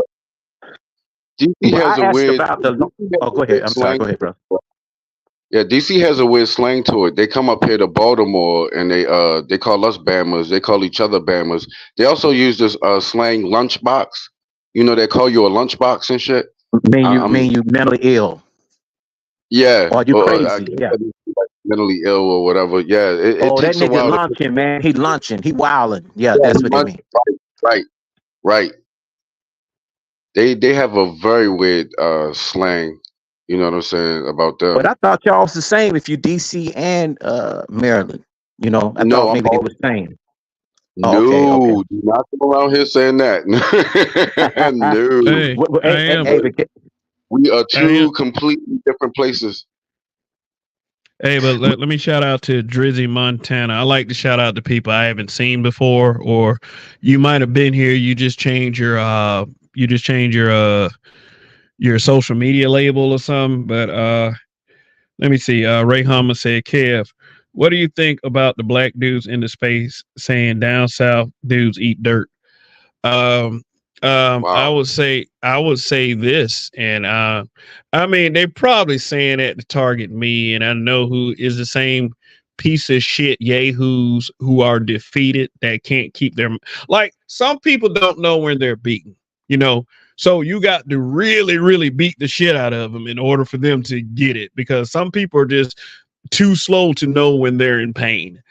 And it's like what I think about that is like you know, every time their women from their states visit our state, you know, their women end up riding our big ass dicks. So there, you know, we can conquer your women. We can conquer your little city when we come up there. Yeah, we can conquer your friend and peer groups. Hey, we can conquer your whole social landscape because see, in your social landscape, you're a regular ass nigga. There's nothing special about you. But when my country ass comes around, everybody wants to know who I am. Who is that Kevin guy? Hey, because you know why? Compared to you, I'm the most special nigga on the planet. And guess what? They do sell dirt in convenience stores. And You know who what, Kevin? eats? I remember years ago when we was on this same panel. Uh, we were talking about when you lived in Atlanta, you was a manager. Remember that? And Uh, you was talking about how the New York dudes would come down to Atlanta and start complaining about Atlanta. You would say, "Take your ass back." no. Now usually when people come from out of town, even from Atlanta, when like I used to go to Alabama State University, people from different parts of the country would complain about the level of activity that would go on in Alabama at night. I'm like, it's a small goddamn city. It's like if anything, and you know, I know we talked about upbringings earlier. My upbringing basically centered around civil rights. I mean, it's like when you have parents and grandparents that participated in that movement, it is woven deep within your being. You know, in fact, I was told in seventh grade that we could write a research paper on anything except the civil rights movement. I defied the teacher and got an A plus. I was like, I'm writing on the civil rights movement. I don't care what you say. You know, and this is me in seventh grade. Is like, you know, she thought I was gonna go into the Martin Luther King, I Have a Dream, Rosa Parks, Rosa Parks, you know, sitting on the front of the bus and getting arrested. She thought I was just gonna cover that. I covered every little controversial thing I could in that paper. It was like a 10-page research paper. I had to cite my sources and everything. You know, I started talking about how Claudette Colvin was like the first pregnant woman. I started doing all that shit. You know what I'm saying? I mean, so as far as upbringing goes, as far as an understanding of my blackness, I feel like, for people who sit up there and try to say that I talk like a white boy, there would usually be the same people that would accept any white boy reciting a rap lyric and saying, yo, like, which is really like for me having to experience that in a place I grew up in that had such a deep, rich history of blackness was very, very disappointing. It really was. Kev, And I'm glad you brought that up because that's literally one thing I wanted to sort of touch on is we're really good with the aesthetics, and that can be a positive.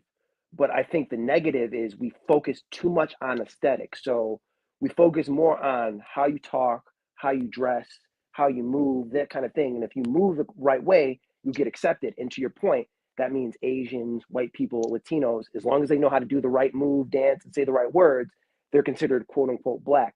Rather than it really should just be your lineage, your skin color, like are you actually black, and then do you understand civil rights? That should be like your membership in, right? And then we can deal with all the other stuff later. So I mean, I think that was a really interesting point that you brought up.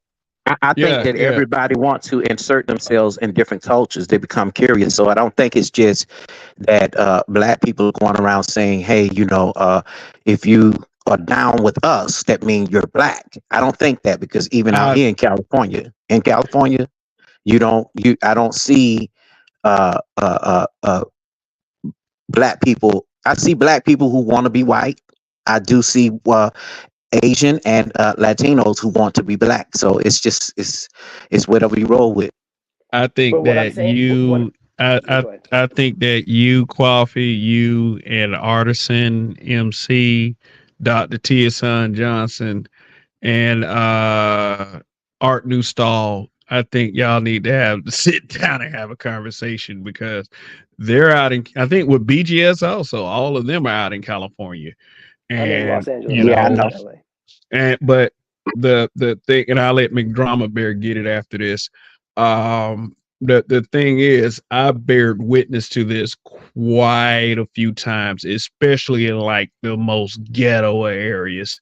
Like me walking in, talking with my accent, having a really good grip on the English language would get less acceptance from black folks than a white guy that's wearing a big old t-shirt that knows a lyric from Ice Cube or something like that.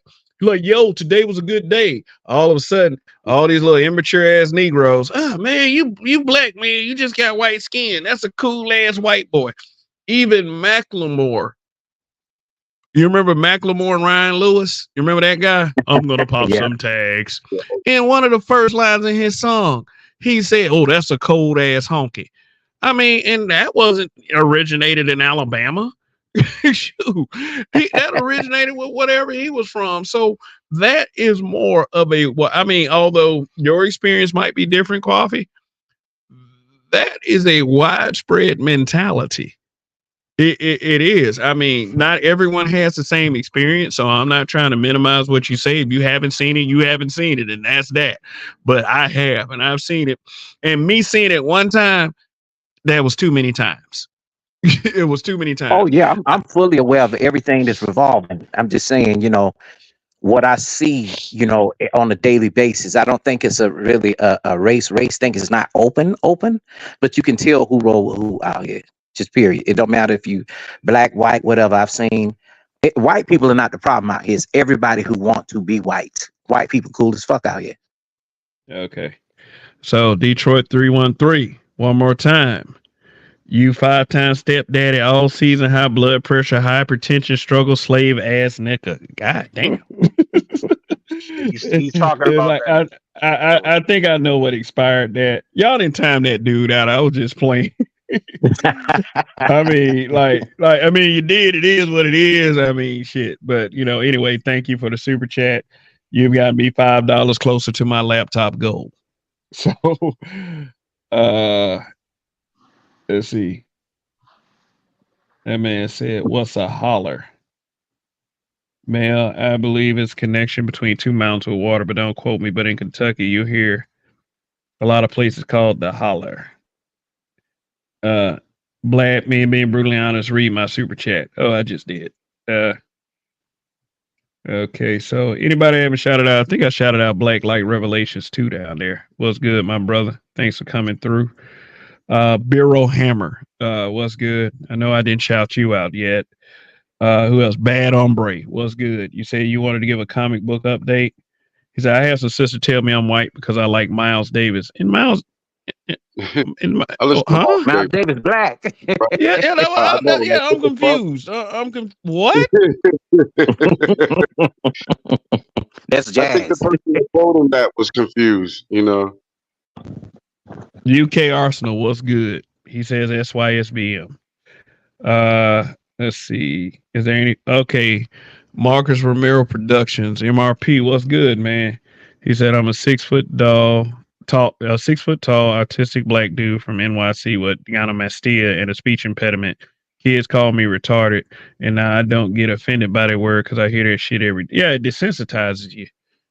I want to say this. I really admire the fact that this dude gave us his defects, that he's not perfect, because these are the things that most black men are ashamed of when he just told you about his physical condition.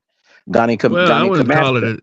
a. I wouldn't call it a. I mean, it's a condition. I wouldn't call it a defect. I mean, that makes it No, sound I'm sorry. like I didn't that. mean to say it that way. Yeah. Yeah, I mean, But he said kids he's laugh pretty at him. much he's pretty much accepted who he is, and that's I like a that. very commendable, respectable thing. I But like that. all right, let me see. Let me see. Is there much more to say on this? Because this is a really good conversation. You Yeah. know? I sort of want to go back to sort of what Coffee was saying. So basically, yeah, because I'm in LA too. Like, it's natural for when you, especially in LA, it's one of the most racially diverse cities in the nation, right? Like, you have so many people coming from all over the world in this small little city. So it's natural, like a human is going to pick up different aesthetics from different people, right? So I'm not arguing that you're not going to see black people doing white things or Asians doing black things, this and that. But what I'm saying is, how far can that person penetrate into the culture by acquiring those aesthetics? No matter how quote unquote white I sound, I'm never been convinced that I'm going to be white, or I'm going to be able to penetrate deep into white culture, right? It's simply just what I'm able to do in order to make a living, in order to just get by day to day. But I want you to reverse it, and if you look at the biggest hip hop channels here in LA, Vlad TV, No Jumper, these are white dudes that are bringing in, Hispanics, Asians, all types of people talking about gang culture, right? And they're the biggest hip hop channels around, right? And so Yeah. my point is, every other race is able to, as long as they take on, sort of to Kev's point, as long as they take on the right amount of aesthetics in terms of being black, they'll be accepted deep within our culture. They'll be embedded directly into the nucleus, right? Whereas again, Even if it's trickery. even if it's Yeah. trickery. Whereas Yeah. if you flip it, if I start speaking Spanish, eating tacos, doing all that shit, I'm never going to be seen as Mexican, right? They Yeah, hold- yeah, they- yeah, yeah, yeah, yeah, Bro, yeah, they yeah. Because hold ranks. I'm It's the same thing with Asian. If I could speak the best Chinese, I could cook up the best Asian food, I could marry an Asian woman, I will never be seen in Chinese, and I will never be brought into deep Asian business, right? And so that's sort of the Right. nuance that I'm sort of getting at. Can That's can what I I'm get talking in about. after McDrama Bear? yeah, but let me get in first. I'm glad you said that, because it's like when people come to this country, the politicians and everybody who wants to catch the virtue signal will welcome them with open arms. They'll make their city sanctuary. I mean, they'll even say we have to respect, their culture. Go to their country, they ain't respecting shit you got to say. Exactly. You're either going to assimilate to their culture, or you can kick rocks, and you might have to kick rocks anyway. I mean, this is the amazing thing about this country. They go above and beyond to accept everybody else and still treat the blacks here like still a nigga. And it's just something that is intriguing to me, and it's something that really cannot be ignored. I mean, like, shit. And Kevin, everybody can come into this culture and get a piece of us and then go back to where they belong. And also you can find the black folks who never dealt even in their own culture, or their own or just people who look like them. They can go over there and coon with them, and they can come right back with us and hang out with us after being shot down. So Yeah. it's all messed up for us. Well, I wanted to quickly build on what McDrama Bear was saying about the whole like talking white thing, because I've actually had that said to me before. Like, I actually dated a white girl before for like a year, and like at one point she had me, for some reason, fucking have a conversation with her friend, which was a black girl, and I was told that I talk white, and I'm like, what the fuck are you talking about? Like, that Hey. was the dumbest shit that I've ever heard. I've had a white dude say I talk white in front of black folks, my peer group. You know what them niggas did? They laughed and agreed. They laughed and agreed. I'm like, shit. So Wow. I'm sitting up there like, look, that was the beginning of me losing faith in my people. As much faith as I had in my people before, I'm like, y'all just want to, you want to beat against everything just to be a fucking idiot. Oh man, we were just playing. No, y'all wanted acceptance from that white dude. Fuck you. So I mean, stop being sensitive, Kevin. Stop being a fucking coon. Like, what the fuck are you talking about? And they come in You both. don't want They it. come in both And, areas. and, Whether you and you're the one that's talking white. How? What? You can see a color when I say words? Like what? Okay, if I said the THE, what do you see? White letters pop up in the air? You're a dumbass. You're a Right. And that's fucking why, dumbass. and that's why I brought Because up you the know, idea of my rap dick and shit. You know what I'm saying? And screaming dog this, dog that. You know, mispronunciation of words or whatnot. It's like we only associate, you know, correct pronunciation of words and intelligence with white people and shit. The dumber you Yeah. are, the more that sticks with it. You know what I'm saying? And for me, that's a bigger self-hater than any black man that dates a white woman. Like, But you know what, y'all though, want to fellas? stick that exactly. self-hate. Y'all want to stick that self-hate label on dudes just simply trying to get pussy. Y'all don't stick self-hate labels on people who demonize you for speaking the English language. Like, and that's goofy shit to me. That's why I champion this goddamn position, because I mean, shit, there are so many ignorant motherfucking things that we have to eliminate as a culture. It's ridiculous. You know what, fellas? Ridiculous. I look at myself and to have been a young man that's been a whole lot of places in my life and different countries. I gotta say that things are different. You know, it's never been the thing that I want to be pro-black. You know, I'm just pro-right. You know, I've prayed with the Asians, I prayed with the Indians, the Africans. You know, all of that. You know, I guess it's just a matter of getting out and seeing things outside of yourself.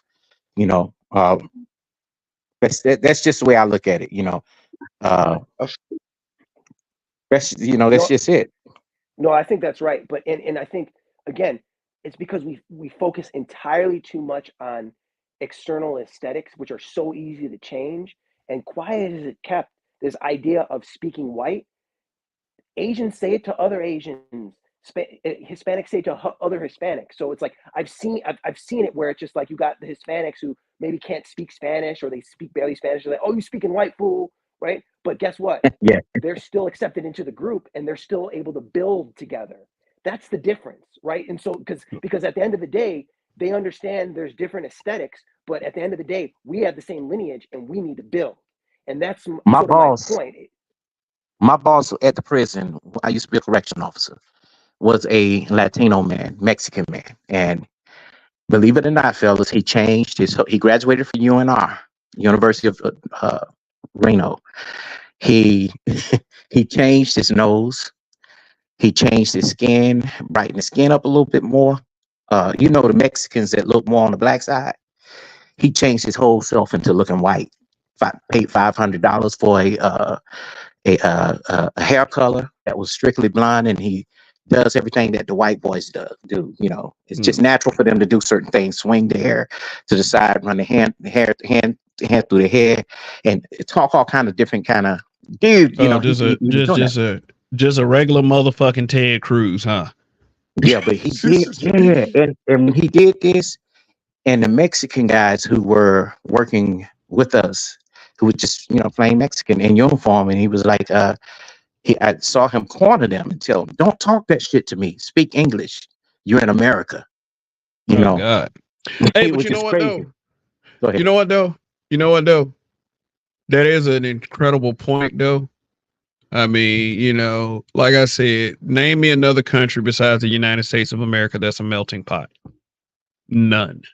In Russia, you're gonna Russian.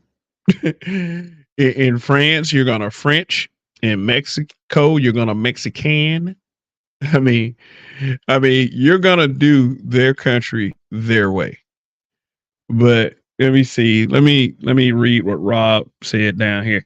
He said, "LMAO. A lot of black people say a lot of crazy stuff, then are inside outrage when they hear others repeat what they have said. LMAO.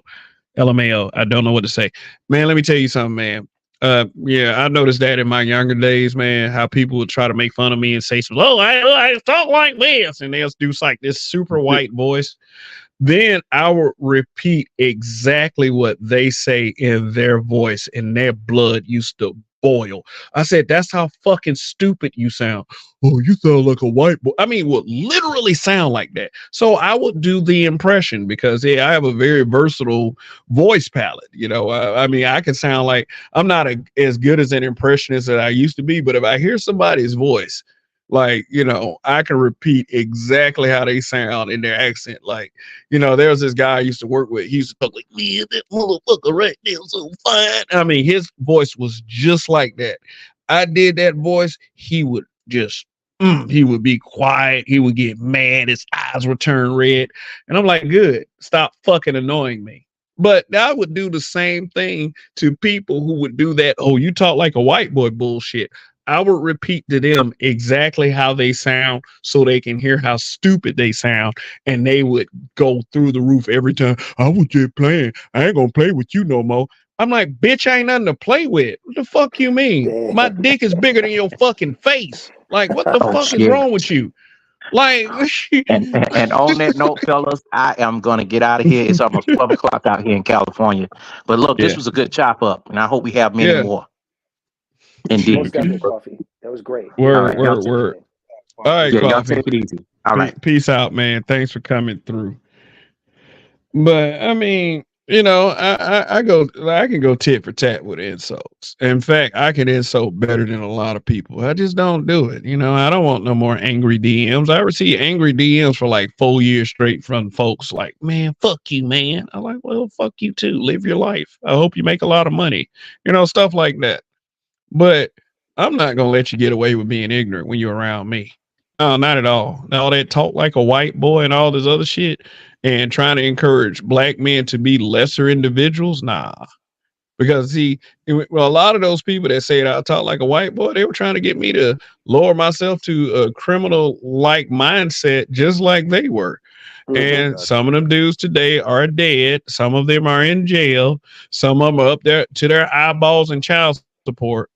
And some of them are strung out on whatever drug they decided to try that they tried to get me to try. But I said, fuck no, that shit's the wrong color. Give me the green. I mean, you know, so I can give myself a pat on the back by making it this far and not deleting myself over some apparent stupidity, whether it be by jail or by a grave. So you fuck you if you think that I talk white for any motherfucking reason. Being me is what got me this far. You know, some of your homies that want to call themselves black and all that stuff, they're motherfuckers. Oh God! It just cut out again. Oh God! I'm sorry about that. Like you pull on a cord, that's it. So can y'all hear me? Yeah, well, I can hear you. Like that, which is all the more reason to, you know, contribute to the laptop fund. I mean, so I can stop going through this. But I mean, it's all good. It's all good. I appreciate all the support I've been getting on this channel lately anyway. And like I said, the most important thing that I need is all of you guys' eyeballs. So I mean that I'm good on that. We do, as a people, we do need to work better on our solidarity, no matter who our girlfriend is, no matter who our spouse is or whatever. If this guy isn't really talking about, you know, fuck this goddamn community like a lot of these dudes do, you know, even if they're fucking black chicks, a lot of them would be on that same tip. I mean, as long as you're not trying to completely demonize your community, and I do get that point when it comes to like the pro-blacks, you can do whatever the fuck you want to do. But see, the thing is, the difference between me and them slow tip pro-wax is I really mean it when I say that. You know, when the divestors and the sisterhood, you know, the funniest thing that I ever seen a divestor do is get mad at a black man dating a white woman. I mean, it's hilariously insane, but yeah, a divestor will get fucking upset at a black man dating a white woman. I mean, like, you talk about like god tier hypocrisy. Hypocrisy. Right. Right. I mean, I got one. Jesus is I yeah. got one Go for ahead. you, Cat.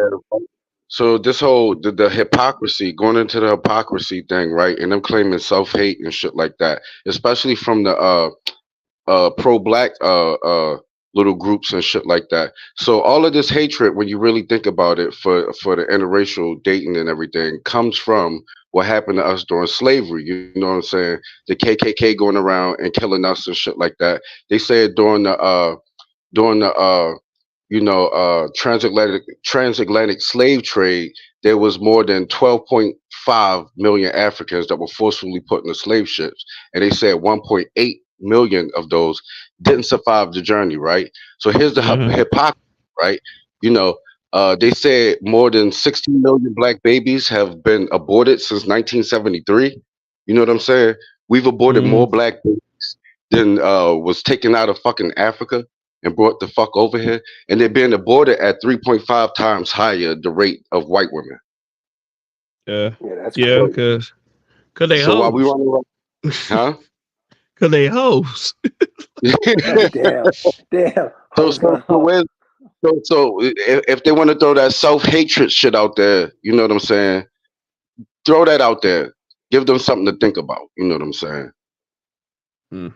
I mean, for me, when we're talking about being pro-black, I mean, the way I see it, because I'm ultimately, as a human, you should be selfish in a way where you're like, you want yourself to succeed. I'm super pro-black because I want nothing but to be able to go into just black towns with other black people and build and be just there, right? Because I'm gonna be way more comfortable than having to deal with other races, other cultures, right? But the issue is, what I'm not gonna do is waste time trying to change who I am or what I'm trying to do, right? Because I'm out here getting it, right? There's no way I would stop getting it. And the issue with the quote unquote pro blacks is they haven't updated the playbook. It's like they're still running the West Coast offense from the 80s or whatever. We if we want to win, we have to be willing to look at what we're doing wrong and what we're doing right, and also look at things that we aren't even doing that could help us to actually succeed in the win, right? And again, I always talk about it. It's like, for as sports minded as so many of us are, for us to not be able to take those exact same metaphors and then apply it to our own lives is like the craziest thing to me. Like Mm. that you can't see, like, this whole playbook of how we do this quote unquote black culture is like the Cleveland Browns or the Detroit Lions a few years ago, right? Like, we're never going to win, and we're always going to have the longest losing streak because we're not changing what we're doing, and we're not focusing on fundamentals like tackling, like getting 4 yards every down. Like, everyone's trying to be a quarterback. We don't have any wide receivers. We don't have any running back. Like, we don't have a well-balanced offense, defense, or special teams. Like, all those metaphors apply to life so many ways, but it's like we don't seem to do that. We just seem to focus on sports and not see how it can actually help us win. Mm. Mm. Mm. Okay. Okay. Hey, Mel, did you just challenge somebody to produce a stat? Oh God, you Not are in me. the right place for that. Wait for that, right? He got the right one to be playing with. Hey, RPM is so chock full of information. I mean, Yeah, he hadn't even shown a 20th of his ability, So I mean, And if you try also, to disprove something, we are the wrong group of guys to do that with. Like, yeah. Yeah, because I check my stats and everything before I go running my mouth. yeah, because YouTube can actually demonetize you for putting out misinformation. So I would never ever be in the practice of putting out misinformation because they can penalize you for that. I mean, yeah, they can penalize you for. I mean, unless you are a certain archetype, like a divester who is intellectually dishonest on a regular basis, you as a black man from the time that you were knee high to a cricket has been overly scrutinized. So you know how it is for us. I mean, well, Right. Kev, actually, because Detroit 313 actually made a comment about divestors, and she mentioned that there was only one extremist in that sector. So obviously she listens to divestors. There are plenty of extremists in that divestiture sector. I'm just not gonna go down that rabbit hole. But you got divested zealot. I don't know if she still has her channel, but has a cover of a girl on a swing with a black man hanging in the background, which that's pretty fucking twisted. You know, that's a person that I know several women that would kick the shit out that bitch for that shit. Like, and of course you had Cynthia G, she claims she's not a divester, but she might as well be. The way she disparages black men. When you're the product of your own stupid ass decisions, you're gonna try to retreat anywhere you can. Yeah, and then you have the sister. You have the sisterhood bitches too. You got people like Paris. I'm a victim, Milan, and you got Christy, Chrissy, whatever that bitch name is, it's colorism, it's not my fucking attitude, so there I wouldn't say they were too bad, but like the divested zealots and the Cynthia G's of the world, they're definitely horrible fucking people, I even had a girl like come to my comment section, try to start some shit with me. And then when I just responded like this: I'm about to block you. I ain't finna be bothered with you. I'm not finna be bothered with a woman that wants to argue. This bitch said I was, I'll say what? You would know a lot more about this than I would, but she just said that she doesn't view Cynthia as an extremist, just popular. Are you kidding me?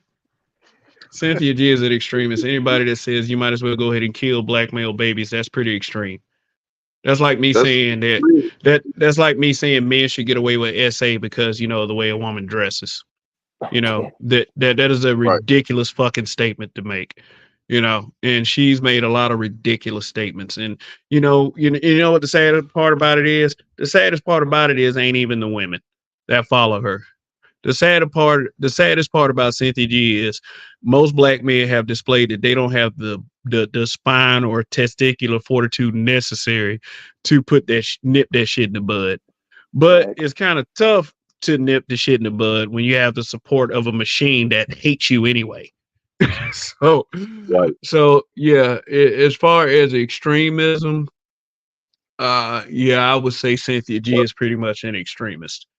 I say people like divested zealot are extremists, and I'm not saying that there are no black male extremists that are in existence, but one thing that I believe that we should probably get tired of is comparing men and women when it's convenient. Right. Yeah, because we compare like, okay, you fuck up, oh, the men do it too. But when the men fuck up, oh, what's wrong with these men? Men need to do better. No, you can't do that shit. You're not allowed to do that shit over here because I believe in balance. Some people don't think I'm balanced because they don't like me. And I don't give a shit about the motherfuckers. Like, seriously. Because see, those are the group of guys that don't have the spine or testicular fortitude to hash things out anyway. They just want to stay bitches. But this conversation started out about black athletes and the whole narrative that that black men, especially when we are successful, we become rich, we go seeking the white woman, and with the existing stats that overwhelmingly black men prefer relationships with black women, which makes this thing ridiculous because that when you look at the black athlete, all you're thinking about is the man's money. Money, money, money, money, money. And like you had some plan to say, okay, well, once Kobe Bryant dies, we should go ahead and put all his millions of dollars back into the black community. Fuck his family, right? And that was so disrespectful. So yeah, rest in peace, Kobe. But I'm done here. Let's get some last statements going. Thanks for having me. No, go ahead. Sorry, first. go ahead. Yeah, thanks for having me up. Love talking to y'all. Y'all have a good night. All right. All right, RPM, thanks. And Mel, I totally disagree with that statement. No, you can. Men and women are different. You cannot be said. You can't say shit in reverse for the other gender. You can't do it when it's convenient. Um, and believe me, you do not want to be a man. I want to be a man, but you being raised as a woman already, I don't even think you want to go through nearly the experiences that I've been through. Because see, you're not tough enough to get through some of the shit that I've gone through. And I may be undercutting you and I may be underestimating you, but I seriously doubt it. If you want to talk about man and woman, we are dynamically different. So, I Well, mean, but thanks for sharing your opinion though. So who's next on the I'll final statement? I'll go next. Thanks for having me, Kev. As always, I enjoy these conversations. Peace out. All right, Andre 416, and thank you for your support in the laptop fund as well. So I mean, thank you guys for helping me out with that. All right, McDrama Bear, you got it. Yep. Thank you for having me up as always. It's always great to be able to come up here. I think with a lot of the athletes, I mean, you even see a lot of black athletes, they're married to black women, right? So it's not even like most of them are really even really dating out. It's just easy to point out the ones that do because it makes good news headlines. So again, it was a great show. Thanks for having me up. And next one, I'll catch you. I'm gonna throw to that laptop fund. So yeah, thanks. Word, and I appreciate that, McDrama Bear. Listen up, guys. Look, oh yeah, and also just a reminder, the super chat is not 24/7, but the Cash App is. So, Hybrid Catastrophic Impact X83rd Power can tell you all about that. But at the end of the day, I don't care who dates who. Be happy, live your truth, be honest with yourself. If you like white women, you like white women. If you like black women, you like black women. That just shows me that you like pussy. So that's okay with me. I mean, shit, I have no reason to dick police anybody. I have no reason to try to get you to stay in a community where, most have demonstrated that you're not wanted here, that you're not needed here, that you are inadequate just because you're a black man. And, although within this vicinity, within this space, people may not say that to black men on a regular basis.